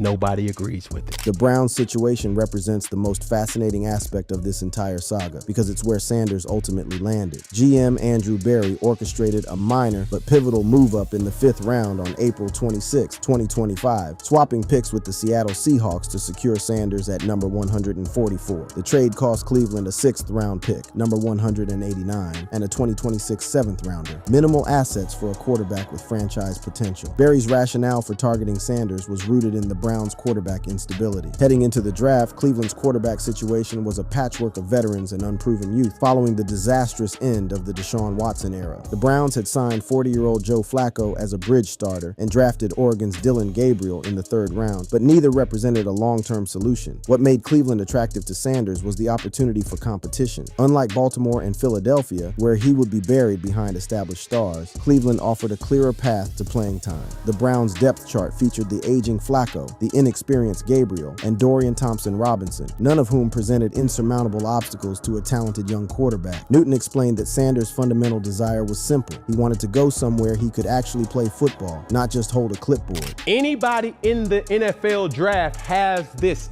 consistent thought. I want to go to a team that I can do what, Peggy? Play. I want to go to a team that I could do what, Peggy? Play. The timing of these communications reveals the sophistication of modern draft day operations. Newton's narrative suggests that all 3 teams were in play during the 5th round, with Sanders' camp making rapid-fire decisions as the picks unfolded. The window between picks 100 and 41, 144 represents roughly 30 minutes, during which Sanders' agent David Mulugeta would have fielded multiple calls and conveyed his client's preferences. This kind of real-time negotiation requires extraordinary preparation and clear decision-making criteria. Sanders and his camp had clearly established their priorities. Immediate opportunity trumped organizational prestige. This represents a fundamental shift from traditional thinking, where young players are expected to be grateful for any opportunity with successful organizations. The role of Deion Sanders in this process cannot be understated. As Shedeur's father, mentor, and de facto career strategist, Deion wielded significant influence in shaping the draft decisions. Now, why I mention all that is because Deion Sanders seems to have passed on some of his confidence to his son. And through many NFL sources, it's basically concluded that teams didn't choose Shedeur because maybe he was a little too confident. Maybe his father's a little too confident. And a couple of NFL teams' words, it felt like Shedeur was choosing us. Not we were choosing him. His March 2025 comments about certain teams being off limits had already signaled that the Sanders family would be selective about Shedeur's destination. Newton's framing of Sanders' decision-making process as respectful rather than arrogant is crucial to understanding the broader narrative. The decision wasn't about disrespecting Baltimore or Philadelphia. It was about recognizing that those situations wouldn't provide the developmental opportunities Sanders was seeking. The reaction from NFL analysts to Newton's revelation was mixed but telling. Some, like Alex Smith, called Sanders' decision incredibly short-sighted, arguing that learning from established stars in stable organizations would have been more beneficial than competing in Cleveland's dysfunction. Others praised Sanders for betting on himself and taking control of his career trajectory. As we'll soon see, the long-term implications of Sanders' unprecedented draft day maneuvering extend far beyond his individual career, potentially reshaping how future prospects approach the draft process and changing the power dynamics between players and organizations in ways we're only beginning to understand. The aftermath and long-term implications. The immediate aftermath of Cam Newton's revelation about Shedeur Sanders turning down multiple teams created a media firestorm that exposed deep philosophical divisions about player agency, organizational authority, and the evolving power dynamics in professional football. But the real story lies in what this unprecedented situation reveals about the future of the NFL draft process and player empowerment at all levels of the league. In the days following Newton's September 17th podcast, social media became a battleground of opinions that reflected broader cultural tensions about entitlement, respect, and business acumen in professional sports. The story generated over 40,000 posts, with hashtags like Shedeur snubs and business decision, with sentiment analysis showing a 55% pro-Sanders, 35% anti-Sanders, and 10% neutral split. This division wasn't just about football, it represented different philosophies about how young professionals should approach career development. The pro-Sanders camp, led by voices like Newton himself, framed the decision as smart business acumen. Newton revealed that Sanders' commitment to proving himself was so strong that he was willing to risk going completely undrafted rather than accept a situation that didn't align with his goals. My sources also tell me this, Peg. What's up? Going back to draft day, there was a thought that Shedeur had. I want to go somewhere to prove myself, even if it comes at a cost of being undrafted. No. And as a man in this world that we live in, you have to make the best decision for yourself, even if nobody else agrees with it. This perspective positions Sanders as a young man who understood his worth and was willing to bet on himself, even if it meant risking going undrafted entirely. The willingness to potentially forego an NFL opportunity altogether to find the right fit demonstrates a level of conviction that's rare among draft prospects, particularly those who have already fallen from their projected draft position. On the other side, critics like former quarterback Alex Smith viewed Sanders' decisions as fundamentally flawed. Smith argued that falling to the 5th round should have been a reality check that changed Sanders' expectations about immediate playing time. I think this is insane, right? Like, if this is true, I think this is crazy, right? At this point, you're in the 5th round. I understand you had higher hopes, but you've dropped to the 5th round, and you're thinking about being a starting quarterback the next year. Smith's criticism reflects traditional NFL thinking that struggling organizations like Cleveland represent inferior development opportunities compared to stable, successful franchises. He emphasized that the Ravens represented the gold standard of organizational stability and quarterback development. If you're in this situation, you want to go to an organization that is going to develop you, right? Here you have the Baltimore Ravens, the model of stability in the NFL. This regime's been together for how many decades now? And actually has a track record to develop quarterbacks. Joe Flacco, Lamar. But Newton's reporting suggests that Sanders' decision-making process was more sophisticated than critics acknowledge. The revelation that Sanders showed too much respect for established stars like Lamar Jackson and Jalen Hurts reframes the narrative from one of arrogance to one of strategic career planning. Rather than believing he was too good for certain teams, Sanders recognized that his development path would be fundamentally different depending on his landing spot. The role of agent David Mulugeta in orchestrating these draft day communications cannot be understated. As a top agent known for aggressive client advocacy who has represented stars like Deshaun Watson and Jalen Hurts, Mulugeta's strategy emphasized avoiding situations where Sanders would be buried behind entrenched starters. This approach represents a broader trend toward more assertive representation in professional sport. The timing of Newton's revelation, coming 3 days after the Browns' 17-10 loss to Baltimore in Week 2, added another layer of intrigue to the story. Sanders had spent that game-running scout team mimicking Lamar Jackson's scrambles in practice while remaining inactive for the actual contest. The irony wasn't lost on observers that Sanders was preparing his new team to face the quarterback he had refused to back up. Newton, ever the prognosticator, predicted that Sanders' opportunity in Cleveland might come sooner than expected, given the Browns' struggles and Joe Flacco's limitations. I think a lot of people are going to get opportunities when you see a situation where they're 0-2. It's like, are we going to keep allowing a Joe Flacco, who's not the future, to still take the helm if we're 1-6? Yeah. Dylan Gabriel, hey, bro, you up.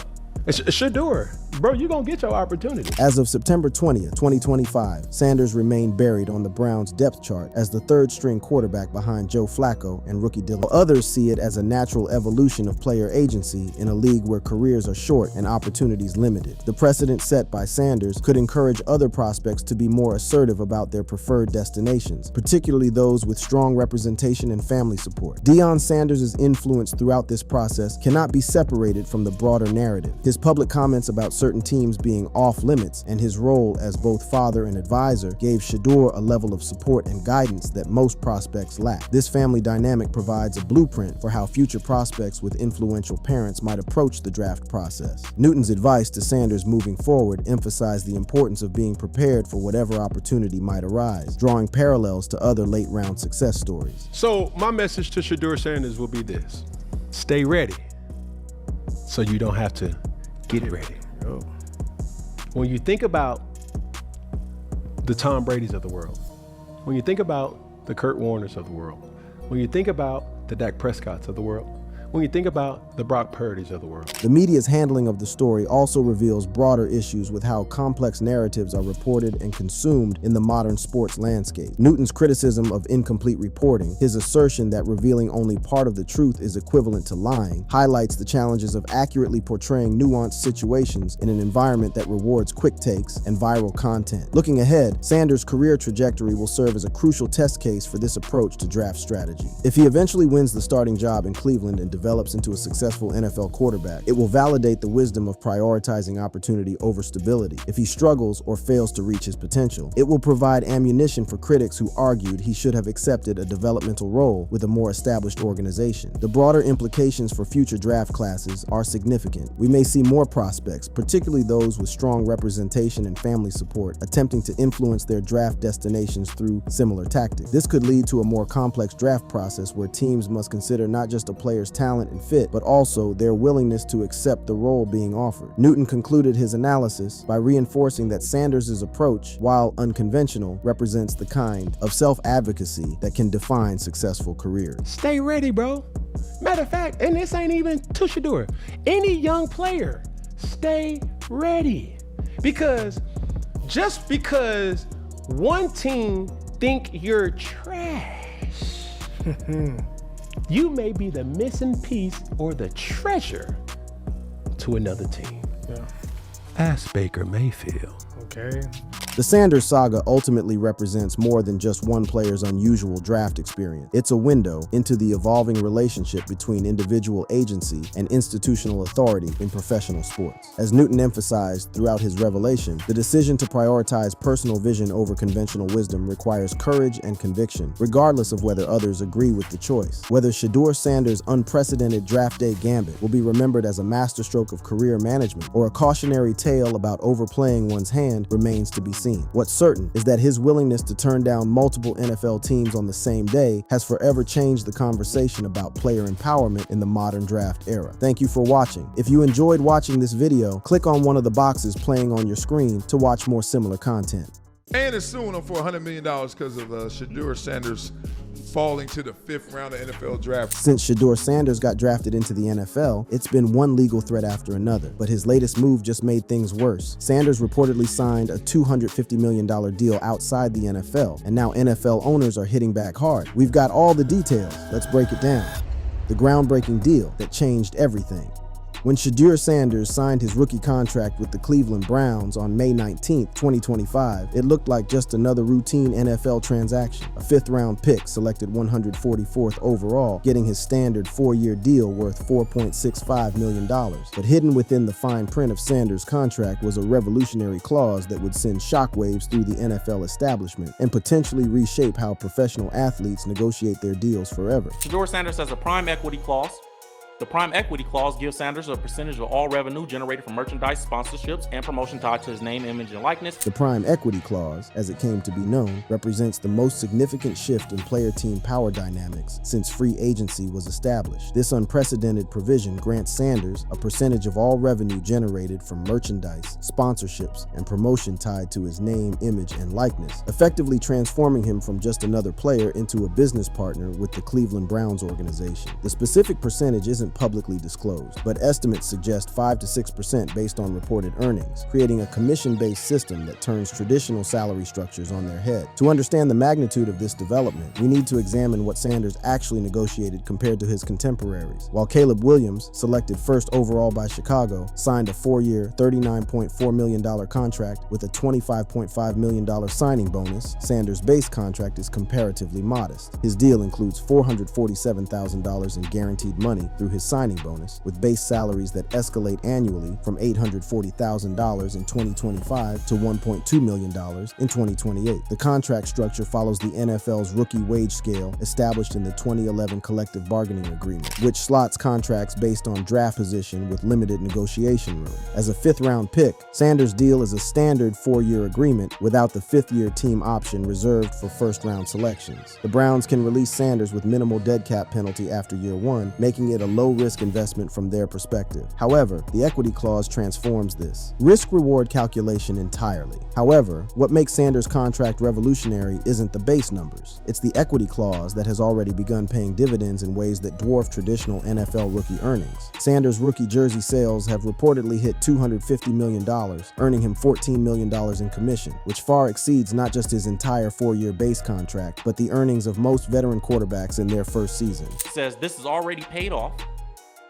Shedeur's rookie jersey has reportedly hit $250 million in sales, earning him $14 million in commission, which far exceeds most rookie earnings. The structure of this clause is legally ingenious. Rather than circumventing the NFL's salary cap, it's designed as a revenue-sharing agreement, treated as business income rather than player salary, which keeps it compliant with current collective bargaining agreement rules. The clause allocates an estimated 5 to 6% of Brown's NIL-related revenue from jerseys, sponsorships, and digital content directly to Sanders, creating a new template for how athletes might structure future contracts. The financial categories covered by the clause are comprehensive, including jersey sales, apparel apparel merchandise, promotional slogans, and digital content tied to Sanders' brand. This creates multiple revenue streams that benefit both Sanders and the Browns, as his personal brand drives merchandise sales that the team would never have achieved with a typical fifth-round pick. The arrangement essentially makes Sanders a profit center rather than just a cost on the salary cap. But perhaps the most fascinating aspect of Sanders' deal extends beyond mere financial compensation. The contract includes provisions that grant him full ownership of all his personal media content and digital platforms, including his Instagram, YouTube, and Twitch channels. This level of media control is virtually unprecedented in professional sports, where teams typically maintain strict oversight of player content and messaging. The media rights component represents a fundamental shift in how professional athletes can control their narratives. Traditional NFL contracts often include clauses that give teams significant control over player social media and public appearances. Sanders' arrangement flips this dynamic, allowing him to maintain complete editorial control over his content while providing the Browns with access to revenue generated through his platforms. But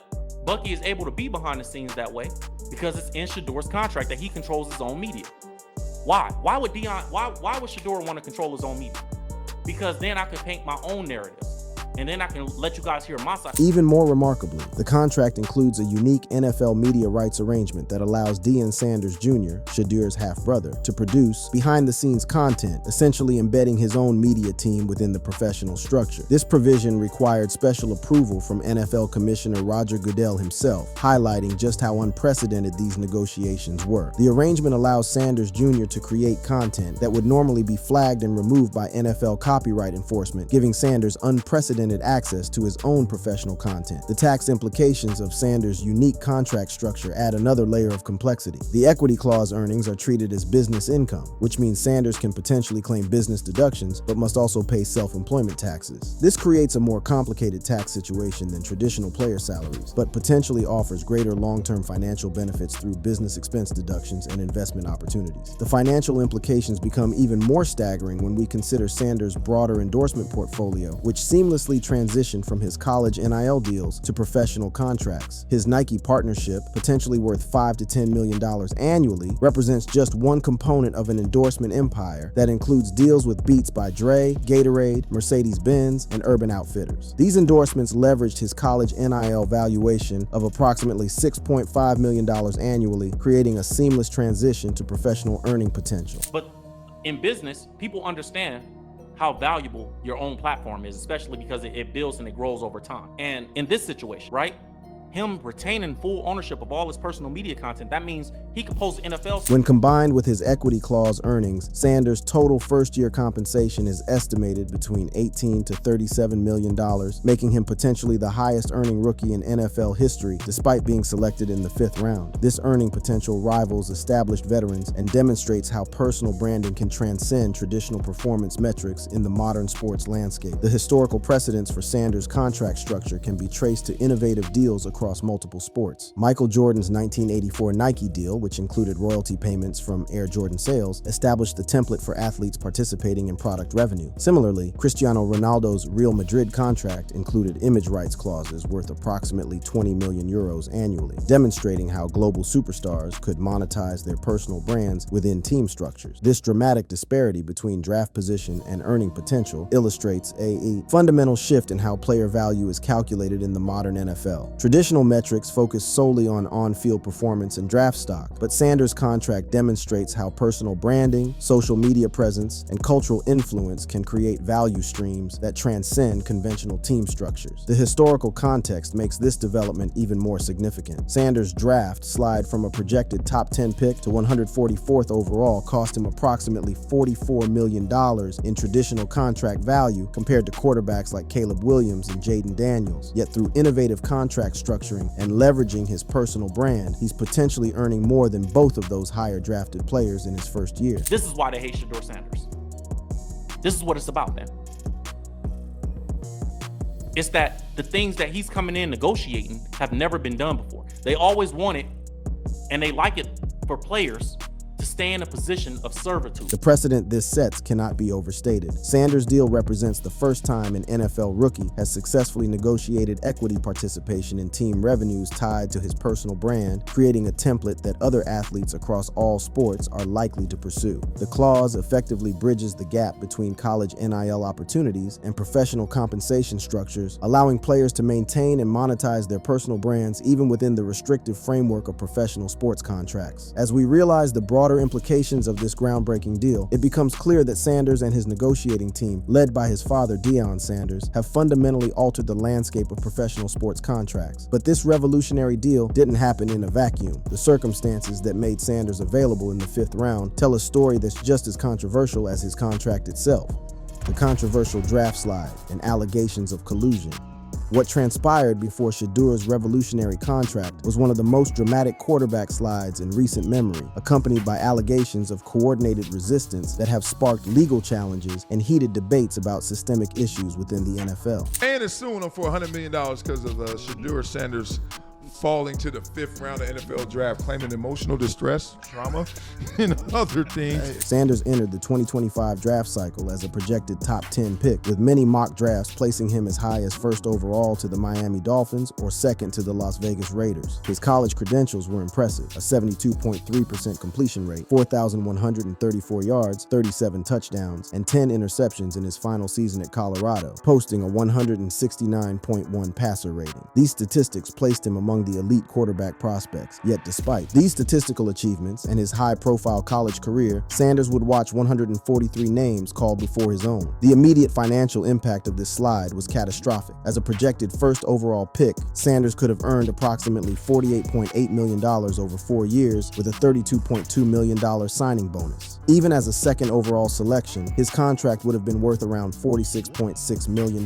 with roughly $30 million guaranteed. Instead, his 5th round selection yielded that modest $4.65 million deal, representing a staggering $44 million loss in traditional contract value. This slide ranks among the most dramatic quarterback falls in modern draft history, comparable to players like Brady Quinn in 2007 or Geno Smith in 2013, though neither of those players carried Sanders' pre-draft expectations. But what caused such a dramatic fall? The explanations range from legitimate football concerns to more troubling allegations of coordinated resistance. Scouting reports highlighted several areas of concern: inconsistent deep ball accuracy, a tendency to hold the ball too long resulting in 52 sacks during his 2023 season, and questions about his ability to adapt from Colorado's simplified offensive system to complex NFL schemes. Some scouts labeled him a system quarterback who thrived in Colorado's spread offense but might struggle with NFL complexity. The 2025 NFL Combine provided additional red flags that contributed to his slide. While Sanders measured well physically at 6 2 inches and 215 pounds with a 4.78 second 40-yard dash, his interviews drew criticism from multiple teams, with reports indicating he came across as overly confident, with some teams perceiving arrogance or entitlement. Anonymous GMs cited his insistence on franchise control, including choosing coaches or schemes, as a significant red flag that made teams question his coachability and team-first mentality. The family dynamics surrounding Sanders added another complicating factor: Deion Sanders' public statements, including claims that Shedeur would refuse certain teams, particularly cold-weather cities like Cleveland, alienated some franchises. NFL legends Kurt Warner and Chris Carter criticized the family for overplaying their hand, with Deion's media presence seen as a distraction that teams wanted to avoid. This created a perception that drafting Shedeur meant dealing with ongoing family interference in media scrutiny. However, the most explosive allegations surrounding Sanders' draft slides center on claims of systematic collusion among NFL teams. These accusations have been amplified by high-profile figures within the football community, creating a controversy that extends far beyond typical draft analysis and touches on deeper issues of league governance and potentially discriminatory practices. Here's the thing that I heard, I was like, this is interesting.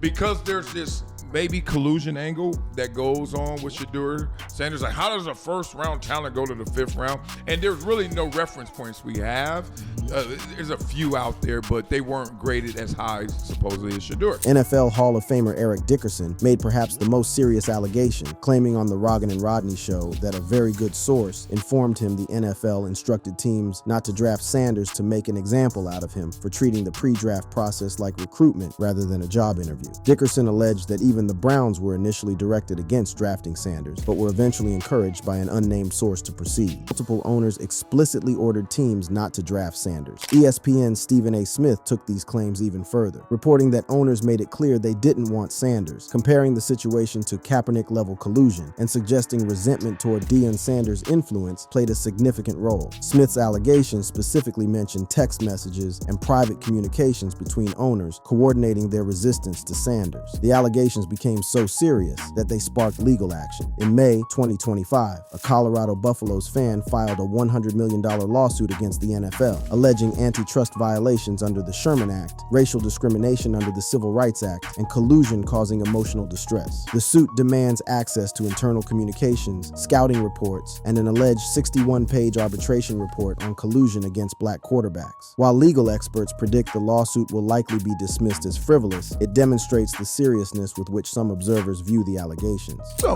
he would only have something if he could prove collusion. That's what I'm talking about. Yeah. But not liking him isn't collusion.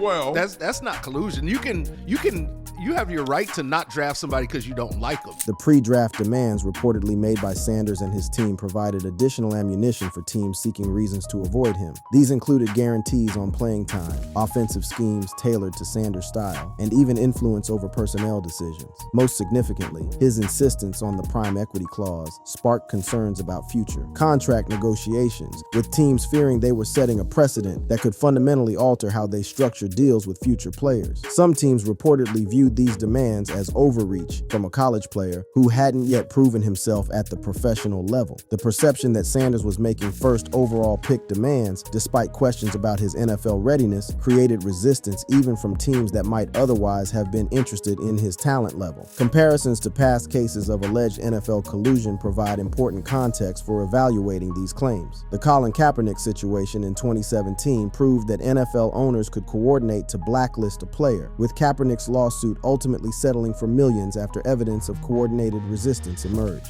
The case established legal precedent for proving NFL collusion when concrete evidence of coordination exists. Similarly, Lamar Jackson faced questions about potential collusion during his 2023 free agency, particularly regarding teams' resistance to fully guaranteed contracts. While Jackson ultimately signed a record deal with Baltimore, the extended process and apparent league-wide reluctance to meet his terms raised similar questions about coordinated resistance.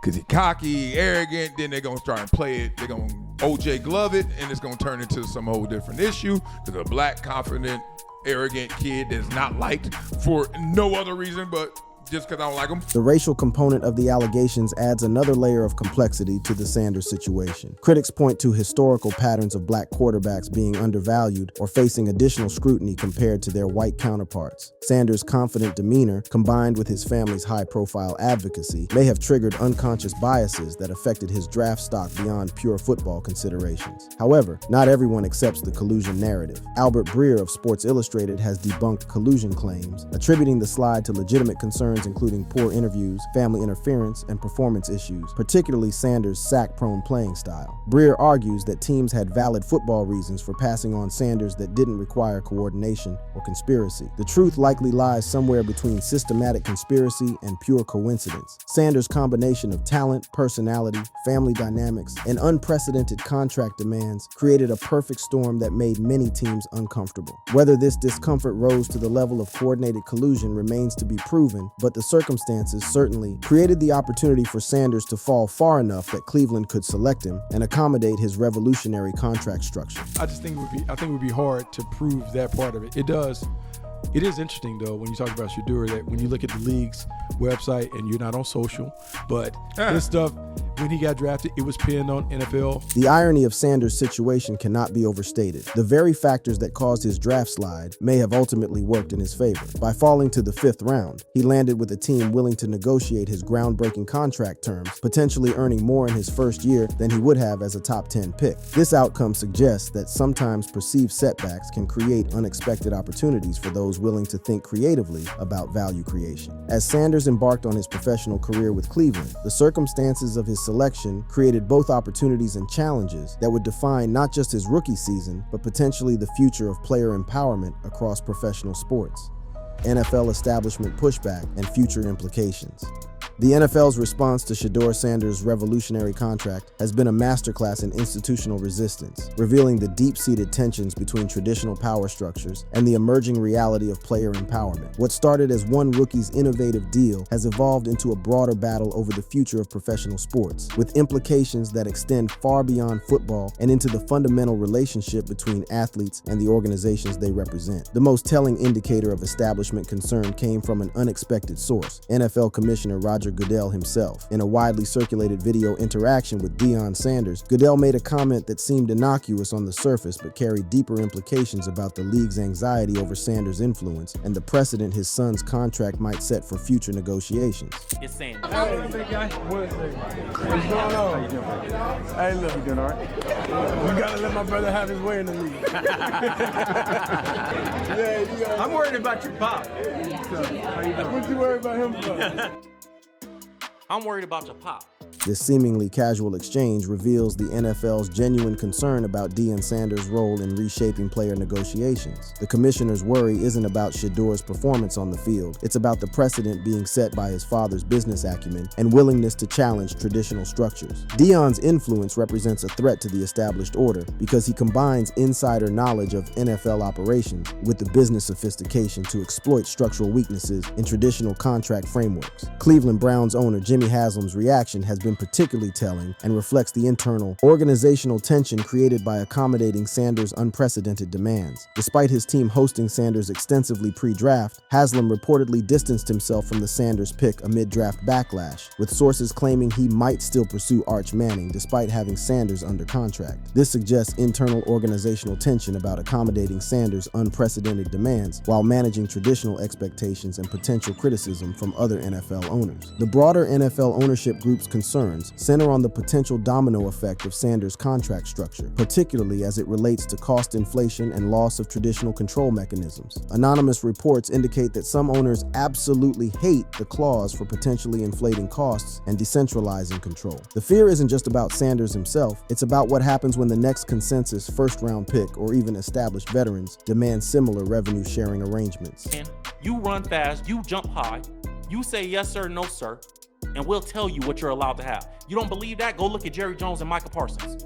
Right now, the negotiation that's going back and forth between them. The resistance extends beyond financial concerns to fundamental questions about media control and narrative management, which have traditionally been jealously guarded by NFL organizations. Sanders' retention of his personal media rights represents a direct challenge to the NFL's traditionally tight control over player messaging and content. The league's approval of Deion Sanders Jr.'s U.S. media rights arrangement was unprecedented, requiring personal intervention from Commissioner Goodell and creating anxiety about future similar requests. This media component has proven particularly valuable in Sanders' case, allowing him to control his narrative during challenging moments such as preseason struggles or questions about team dynamics. When traditional NFL media structures might frame situations negatively, Sanders' personal media team can provide context and perspective that supports his interests rather than the league's preferred messaging. The legal implications of Sanders' contract have also created significant concern within NFL circles, particularly as they relate to potential challenges to existing labor structures. The NFLPA has been monitoring the clause's implementation, not out of opposition, but to understand how similar arrangements might benefit other players. However, this attention has created anxiety among team executives about potential grievances, demands for retroactive benefits, or challenges to existing contract structures that don't include equity participation. Player agents across the league have taken notice of Sanders' success, with many reportedly studying the contract structure for application to their own clients. This has created a game-changer mentality that extends beyond individual contracts to fundamental questions about revenue sharing and player compensation structures across the entire league. And make no mistakes about it. Yes, Shedeur Sanders was a 5th round pick, but he ain't never been a 5th round talent. That's why in his mind, he is saying, I can change a franchise if you give me the opportunity to. The on-field dynamics have added another layer of complexity to the Sanders situation, creating both validation and concern for different stakeholders within the organization and league. His preseason performance created a mixed narrative that different parties could interpret according to their existing positions on his contract and role. Sanders' impressive debut against the Carolina Panthers, completing 14 of 23 passes for 138 yards and 2 touchdowns, demonstrated his potential and justified the Browns' investment in his innovative contract structure. The performance showed that his college success could translate to professional football, supporting arguments that his draft slide was indeed unfair and potentially discriminatory. However, his struggles in the final preseason game against the Los Angeles Rams, where he took 5 sacks and completed only 10 of 18 passes for 95 yards with 1 interception, provided ammunition for critics who questioned the entire arrangement. This performance highlighted concerns about his pocket presence and decision-making under pressure that had been raised during the draft process. Former NFL quarterback Robert Griffin III became a vocal defender of Sanders during this period, arguing that the team was setting him up for failure by not providing adequate support during his difficult performances. This created additional media controversy and forced Cleveland coaches to address conspiracy theories about their handling of Sanders, further complicating the team's management of the situation. So when people say, hey, they're setting him up for failure, this is what they're talking about. I believe the Browns have good intentions for all the quarterbacks in their room. The international implications of Sanders' contract have also drawn attention from global sports business analysts and organizations. His global endorsement potential, leveraged through Nike's international campaigns, and his 5.7 million Instagram followers with 15% international engagement, demonstrates how modern athlete brands transcend traditional geographic boundaries. This global reach amplifies both the value and the threat that Sanders represents to traditional NFL structures, as it creates revenue streams that extend far beyond typical team-controlled markets. The international dimension becomes particularly significant when considering that Sanders' jersey sales have reportedly been strong in markets like the UK, Germany, and Brazil, where NFL viewership has been growing. This global appeal creates value that traditional contract structures weren't designed to capture, supporting arguments for innovative arrangements like Sanders' equity clause. Looking toward future CBA negotiations, Sanders' contract is expected to become a significant talking point that could reshape the fundamental structure of player compensation. Analysts predict the clause could spark debates about caps on NIL revenue shares or formal definitions of equity clauses. The 2026 CBA discussions may need to address whether such arrangements should be limited, regulated, or formally incorporated into league structures as standard options for players. The precedent extends beyond football to other professional sports, with basketball, baseball, and soccer leagues watching the Sanders experiment closely. Successful implementation of equity-based compensation in NFL contracts could lead to similar demands from athletes in other sports, potentially reshaping professional athletics compensation across multiple industries. That's what Shedeur said.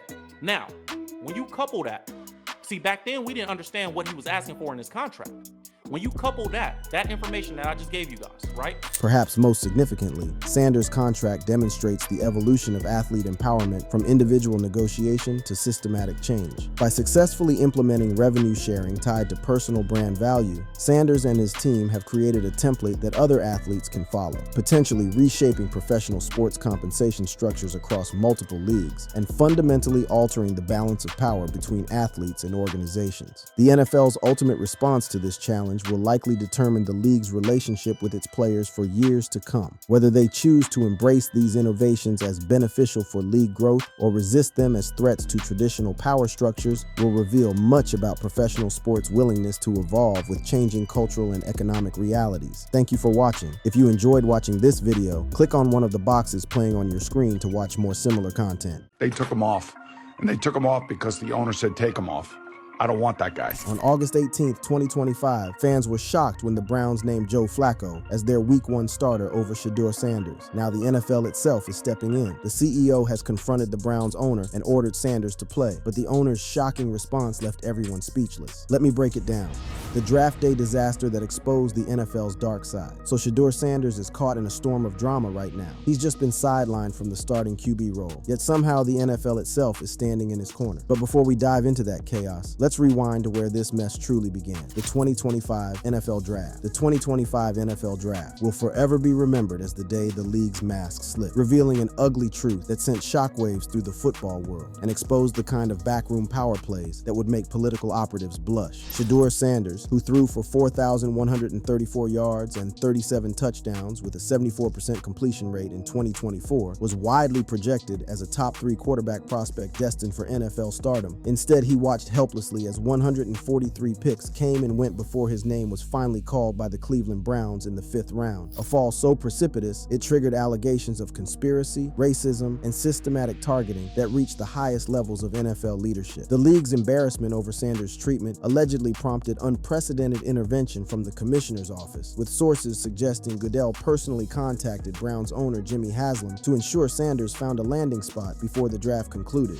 It was the slide seen round the world. Round after round, all eyes were on Shedeur Sanders, whose name was never called until the 5th round of the NFL draft Saturday, when the Cleveland Browns made Sanders the 2nd quarterback they draft over the weekend. The alleged phone call between Goodell and Haslam reportedly occurred during the 4th round, as it became clear that Sanders' fall was creating a public relations nightmare for the league. Sources close to the situation suggest Goodell emphasized the optical problems of allowing a black quarterback with Sanders' credentials to go undrafted entirely, particularly given the league's ongoing diversity initiatives and the growing social media outrage surrounding Sanders' treatment. Stephen A. Smith didn't mince words, calling it a direct assault on Deion Sanders and comparing it to the Colin Kaepernick situation with the kind of righteous indignation that could power a small city. But this story runs deeper than anyone initially realized, involving allegations of coordinated owner resistance, racial bias, and ultimately, commissioner intervention that forced one of the league's most dysfunctional franchises to become unlikely heroes in Sanders' story. And I'm gonna tell you, I spent a large amount of the last 24 hours thinking about nothing more than I was thinking about collusion.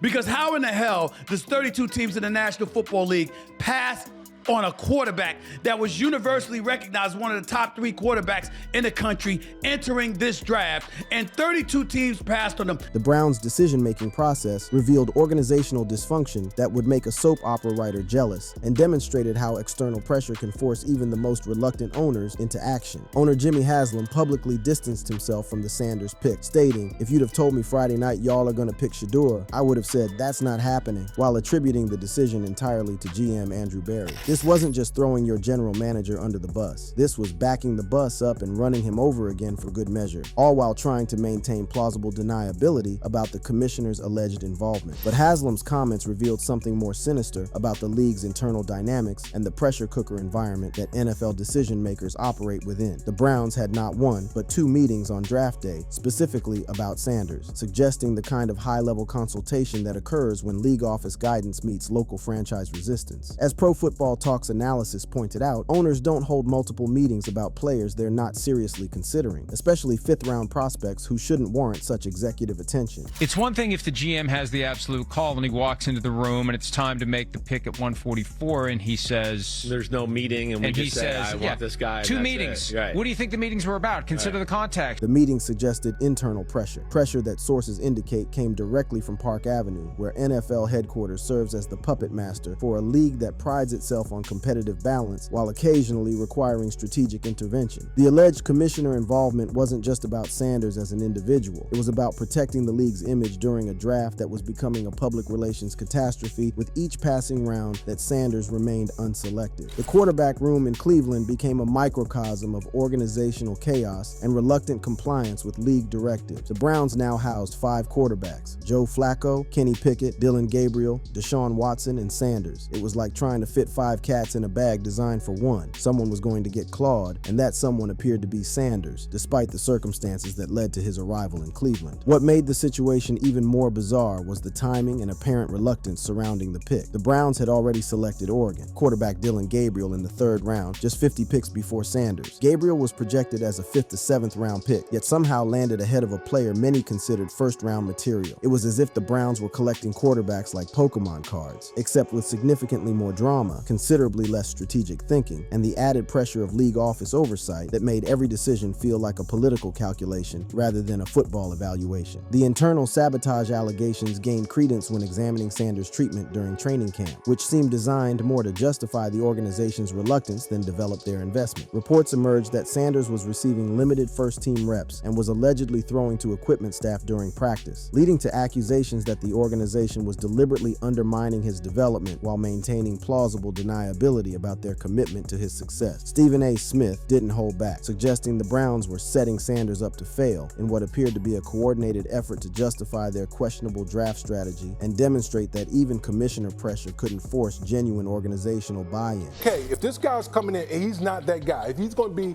maybe a backup quarterbacks are obscure. They're not guys that's in the forefront. And so if you're a team, do you want a guy that's going to come in with all the celebrity, everything that comes with Shedeur Sanders? The Browns' handling of Sanders reached peak absurdity when Sanders suffered an oblique injury that sidelined him after his impressive preseason debut. The timing was suspiciously convenient for an organization that seemed uncomfortable with their fifth-round pick's sudden popularity and the attention his success was bringing to their reluctant compliance with league directives. Sanders had completed 14 of 23 passes for 138 yards and 2 touchdowns in his debut, earning praise from none other than LeBron James, yet found himself quickly relegated back to the shadows where the organization apparently preferred him. Perhaps the most telling aspect of this entire saga was the financial implications that made Sanders' treatment even more paradoxical. Sanders was projected to earn over $10 million in 2025 primarily from endorsements, making him the highest earning rookie in the league. Despite his draft position and his team's apparent reluctance to feature him, his merchandise sales were already leading all NFL rookies, creating an awkward situation where the player the organization seemed reluctant to feature was simultaneously their most marketable asset and potentially their most valuable commodity from a business perspective. The Browns' dysfunction wasn't just internal, it became a public spectacle when Sanders confronted Cleveland reporter Tony Grossi after his preseason debut, creating the kind of media drama that organizations typically try to avoid, but seemed inevitable given the circumstances surrounding Sanders' arrival. The exchange, captured by well-off media, showed Sanders asking, "What did I do to you?" regarding Grossi's consistently negative coverage. While some praised Sanders' confidence and willingness to address criticism directly, others saw it as evidence of the immaturity that supposedly caused his draft slide and justified the organization's cautious approach to his development. This controversy was setting the stage for something much larger. Whispers of conspiracy, allegations of collusion, claims of commissioner intervention, and suggestions that Sanders' fall wasn't about football at all, but rather about power dynamics, racial bias, and organizational resistance to league directives.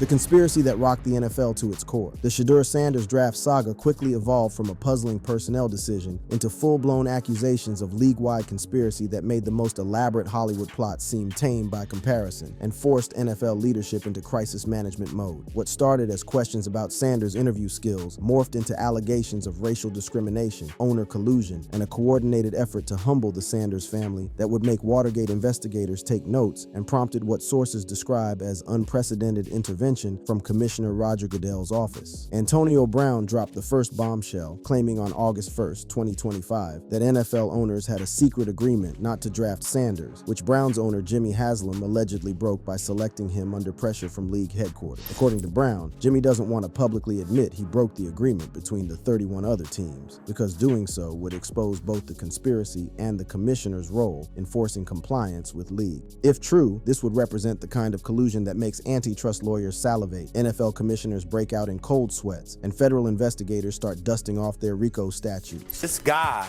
was considered one of the top 3 quarterbacks in the draft, and 143 picks came and went before you heard his name. Don't talk to me about football. I don't want to hear a damn thing about football. This ain't about football. This is about something else. The conspiracy gained momentum and credibility when Boomer Esiason reported on WFAN that he spoke to personnel from 3 teams whose owners instructed them to remove Sanders from their draft boards entirely. Esiason's sources claimed owners said, "Take him off, I don't want that guy," and labeled Sanders as entitled, suggesting a coordinated messaging campaign that went far beyond individual team evaluations. The idea that multiple teams would receive identical marching orders from ownership suggested coordination that went far beyond coincidental thinking and and pointed to the kind of systematic bias that would trigger federal antitrust investigations if proven true. Stephen A. Smith, never one to shy away from controversial takes, connected the dots in a way that sent shockwaves through the sports media landscape and forced uncomfortable conversations about race and power in professional sports. He compared Sanders' treatment to Colin Kaepernick's blackballing, stating, "This feels like Kaepernick-level collusion, with the kind of moral authority that comes from years of covering systematic discrimination in professional athletics." Smith's analysis wasn't just hot air. It was backed by the statistical impossibility of Sanders' fall given his college production and the league's desperate need for quarterback talent at multiple franchises. I brought up the name Colin Kaepernick. And why? I didn't sit up there and throw a pity party for Colin Kaepernick. I knew his career in the NFL was over the minute that the NFL organized that workout for him at the Atlanta Falcons practice facility. The racial component of this controversy couldn't be ignored, especially when a Colorado Buffaloes fan filed a $100 million lawsuit in May 2025, alleging racial discrimination contributed to Sanders' slide and forced the league into the kind of legal defensive posture that typically accompanies systematic civil rights violations. The lawsuit cited leaked statements about Sanders' attitude as slanderous and claimed they violated the Civil Rights Act of 1964, while also referencing a mysterious 61-page arbitration report allegedly finding evidence of collusion against black quarterbacks. The plaintiff's legal team indicated they possessed evidence of coordinated communication between ownership groups, though this document's details remained sealed pending litigation. What made the conspiracy theories particularly compelling was the stark contrast in how different quarterback prospects were, treated based on seemingly arbitrary factors that correlated suspiciously with racial and cultural identities. Eli Manning faced no consequences for essentially forcing his way out of San Diego in 2004, yet Sanders was allegedly penalized for his father's similar advocacy. The comparison highlighted potential racial double standards in how quarterback demands were perceived, with white quarterbacks receiving preferential treatment for identical behavior that was deemed unacceptable when exhibited by black prospects. The conspiracy reached fever pitch when Dr. Umar Johnson publicly urged Deion Sanders to sue for $40 million, citing racial bias and calling for federal investigation into what he characterized as systematic discrimination disguised as football evaluation. Johnson's call to action resonated with fans who saw Sanders' treatment as emblematic of broader systemic issues within the NFL's power structure and the league's historical pattern of punishing black athletes who refused to conform to white expectations of humility and deference. Because his talent is not a fifth-round talent. There's absolutely positively no excuse for waiting until the fifth round to take a quarterback who can play better than most quarterbacks available in the draft with the number of teams needing a quarterback. Y'all did this. The conspiracy theories weren't without their skeptics, though even the skepticism seemed coordinated in a way that suggested damage control rather than genuine analysis. Hall of Famer Chris Carter rejected collusion claims on his podcast, stating there was not a collusion message with the NFL owners. They wouldn't be able to keep a secret like that, while simultaneously acknowledging that Sanders' treatment was unprecedented and statistically impossible without some form of coordination. Carter blamed Sanders' slide on poor pre-draft decisions, including skipping the combine and bad interviews, arguing these factors cost him $50 million, though he couldn't explain why identical behavior by white prospects hadn't resulted in similar consequences. NFL Commissioner Roger Goodell was forced to address the allegations directly in what sources describe as an emergency damage control session designed to prevent further escalation of the conspiracy narrative. In a July 2025 press conference, Goodell denied any blackballing, stating the NFL doesn't blackball talent, and citing examples like Tom Brady's 6th round selection to argue that draft slides reflect team evaluations,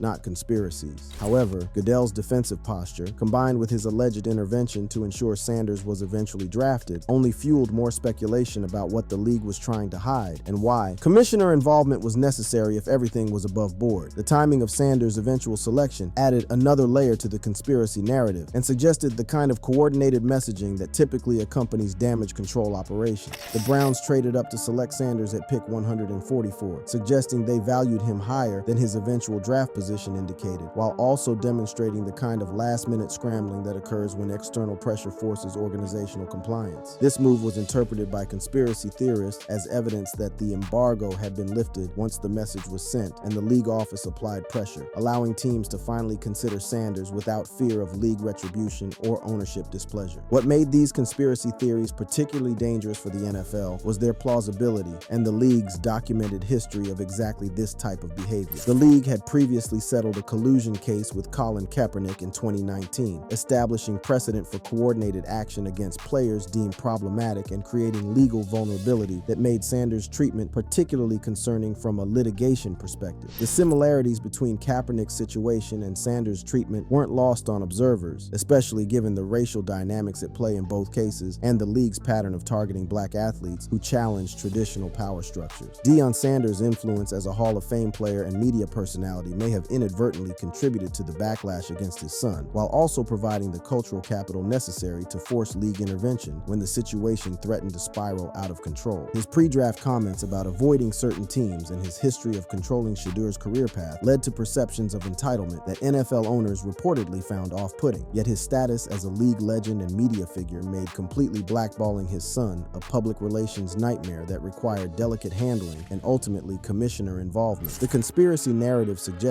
that punishing Shedeur was really about sending a message to Deion that he didn't run the show, while the alleged commissioner intervention indicated that league leadership recognized the situation was creating more problems than solutions. The legal implications of these allegations couldn't be understated. If proven true, the conspiracy would represent a massive violation of antitrust laws and could expose the NFL to billions in damages while also triggering federal civil rights investigations that would make the league's current diversity initiative seem like window dressing. The fact that the league was willing to risk such exposure rather than draft Sanders earlier suggested either complete innocence or breathtaking arrogance, while the alleged commissioner intervention indicated recognition that the situation required damage control before it spiraled completely out of control. Neither possibility reflected well on the NFL's decision-making process or its commitment to the meritocracy it publicly champions, setting the stage for a deeper examination of Sanders himself and the factors that may have legitimately contributed to his fall, while also exposing the uncomfortable realities of power, race, and influence in America's most popular sport. The real Shedeur Sanders, talent controversy, and character revealed. Behind all the conspiracy theories and collusion allegations lay the complex reality of Shedeur Sanders himself, a talented but polarizing prospect whose pre-draft behavior provided NFL teams with legitimate concerns that went far beyond his impressive statistics and created the kind of evaluation challenges that make general managers wake up in cold sweats. Understanding why teams may have passed on Sanders requires examining not just what happened in smoke-filled rooms or commissioner phone calls, but what Sanders himself brought to the table that made him such a divisive figure capable of triggering both systematic bias and legitimate football concerns simultaneously. Sanders' college credentials were undeniable and painted the picture of a franchise quarterback in waiting. 14,343 career passing yards, a 70.7% completion percentage, 141 touchdowns, and a record 49 consecutive games with a touchdown pass. These weren't the numbers of a fifth-round prospect. They were the statistics of a potential franchise quarterback who should have been selected in the first round by any reasonable evaluation standard. Yet Sanders managed to alienate enough decision-makers to fall further than any highly regarded quarterback in recent memory, creating a paradox that suggested either systematic bias or legitimate character concerns that transcended traditional football evaluation. The first red flag emerged during the pre-draft process when Sanders refused to throw at the NFL scouting combine, limiting his workouts to Colorado's Pro Day in a move that was widely interpreted as arrogant and entitled by NFL decision-makers who expect prospects to prove themselves under standardized conditions. This decision was widely criticized as arrogant, especially given that other top prospects were willing to compete in standardized testing and demonstrate their skills alongside their peers. Teams interpreted this as an early sign that Sanders believed he was above the normal evaluation process and wouldn't be willing to earn his opportunities through traditional channels. Primetime Deion Sanders' natural bravado, coupled with that of his son.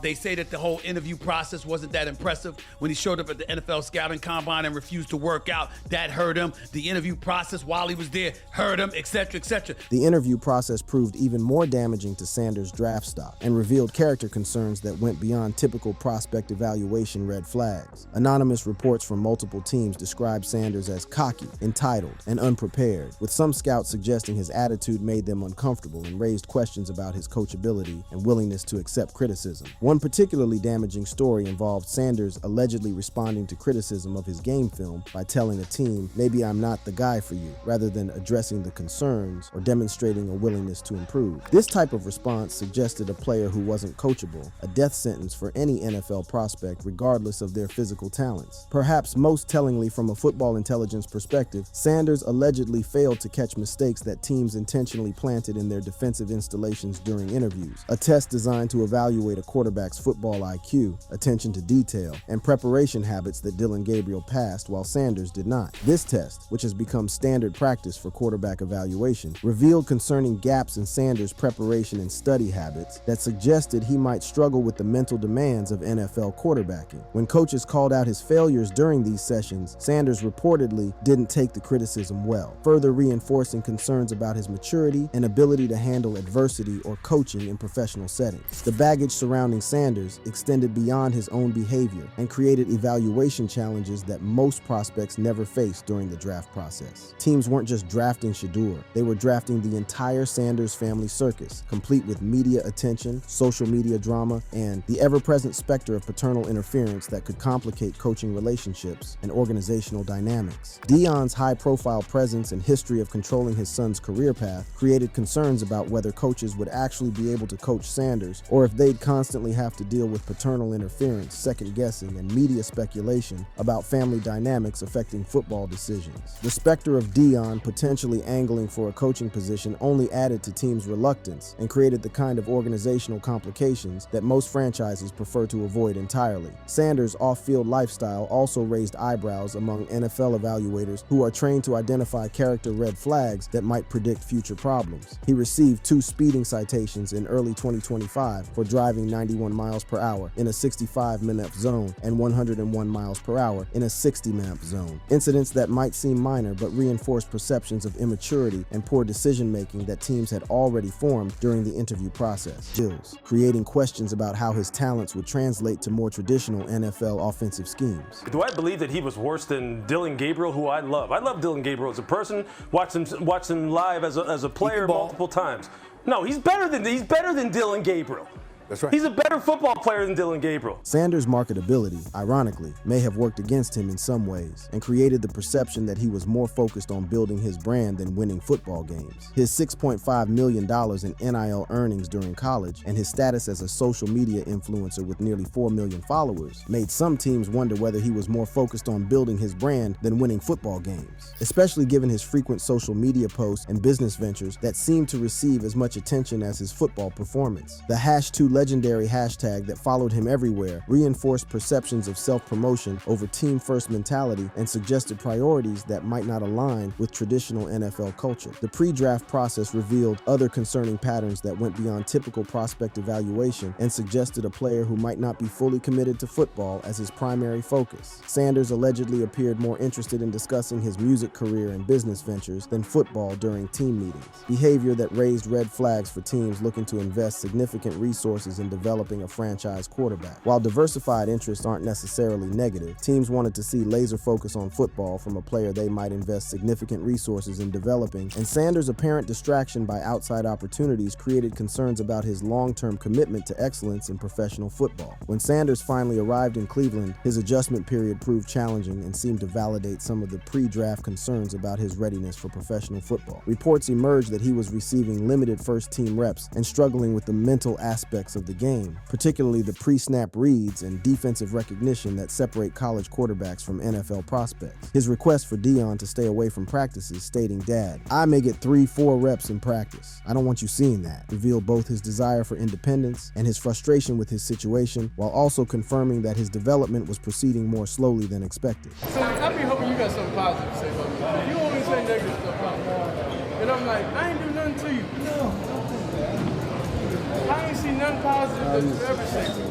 The confrontation with Tony Grossi after his preseason debut showcased both Sanders' confidence and his thin skin regarding criticism, creating exactly the kind of media drama that teams had worried about during the draft process. While some praised his willingness to address negative coverage directly, others saw it as evidence of the immaturity that caused his draft slide and justified the organization's cautious approach to his development. The fact that the exchange was filmed by his brother's media company and immediately posted online reinforced concerns about the Sanders family's media-first mentality and their willingness to create controversy for content creation purposes. Despite all these concerns, Sanders' preseason debut provided a glimpse of his undeniable potential and suggested that his talent might ultimately overcome his character concerns, earning praise from LeBron James and ESPN's Dan Orlovsky while demonstrating the poise and accuracy that made him such a highly regarded prospect in the first place. The performance suggested that while Sanders had legitimate developmental needs and character concerns that required attention, his talent was undeniable when properly channeled and supported by competent coaching and organizational structure. The reality is that Shedeur Sanders represented both tremendous potential and significant risk, a combination that NFL teams historically handle very differently depending on their organizational philosophy, risk tolerance, and evaluation priorities. While conspiracy theories about his draft slide captured headlines and raised important questions about systematic bias in NFL evaluation processes, the more mundane truth was that Sanders' own actions and attitude provided teams with plenty of football-related reasons to pass on him despite his obvious physical talents and college production. Whether those reasons justified a fall to the 5th round remains debatable and will likely be determined by Sanders' eventual NFL success or failure, but they certainly explain why a player with first-round talent found himself in Cleveland's crowded quarterback room, fighting for every rep and every opportunity to prove his doubters wrong while also validating the faith shown by those who believed in his potential. Thanks for watching and goodbye for now. To stay informed with more of such videos, click on the card showing on the screen.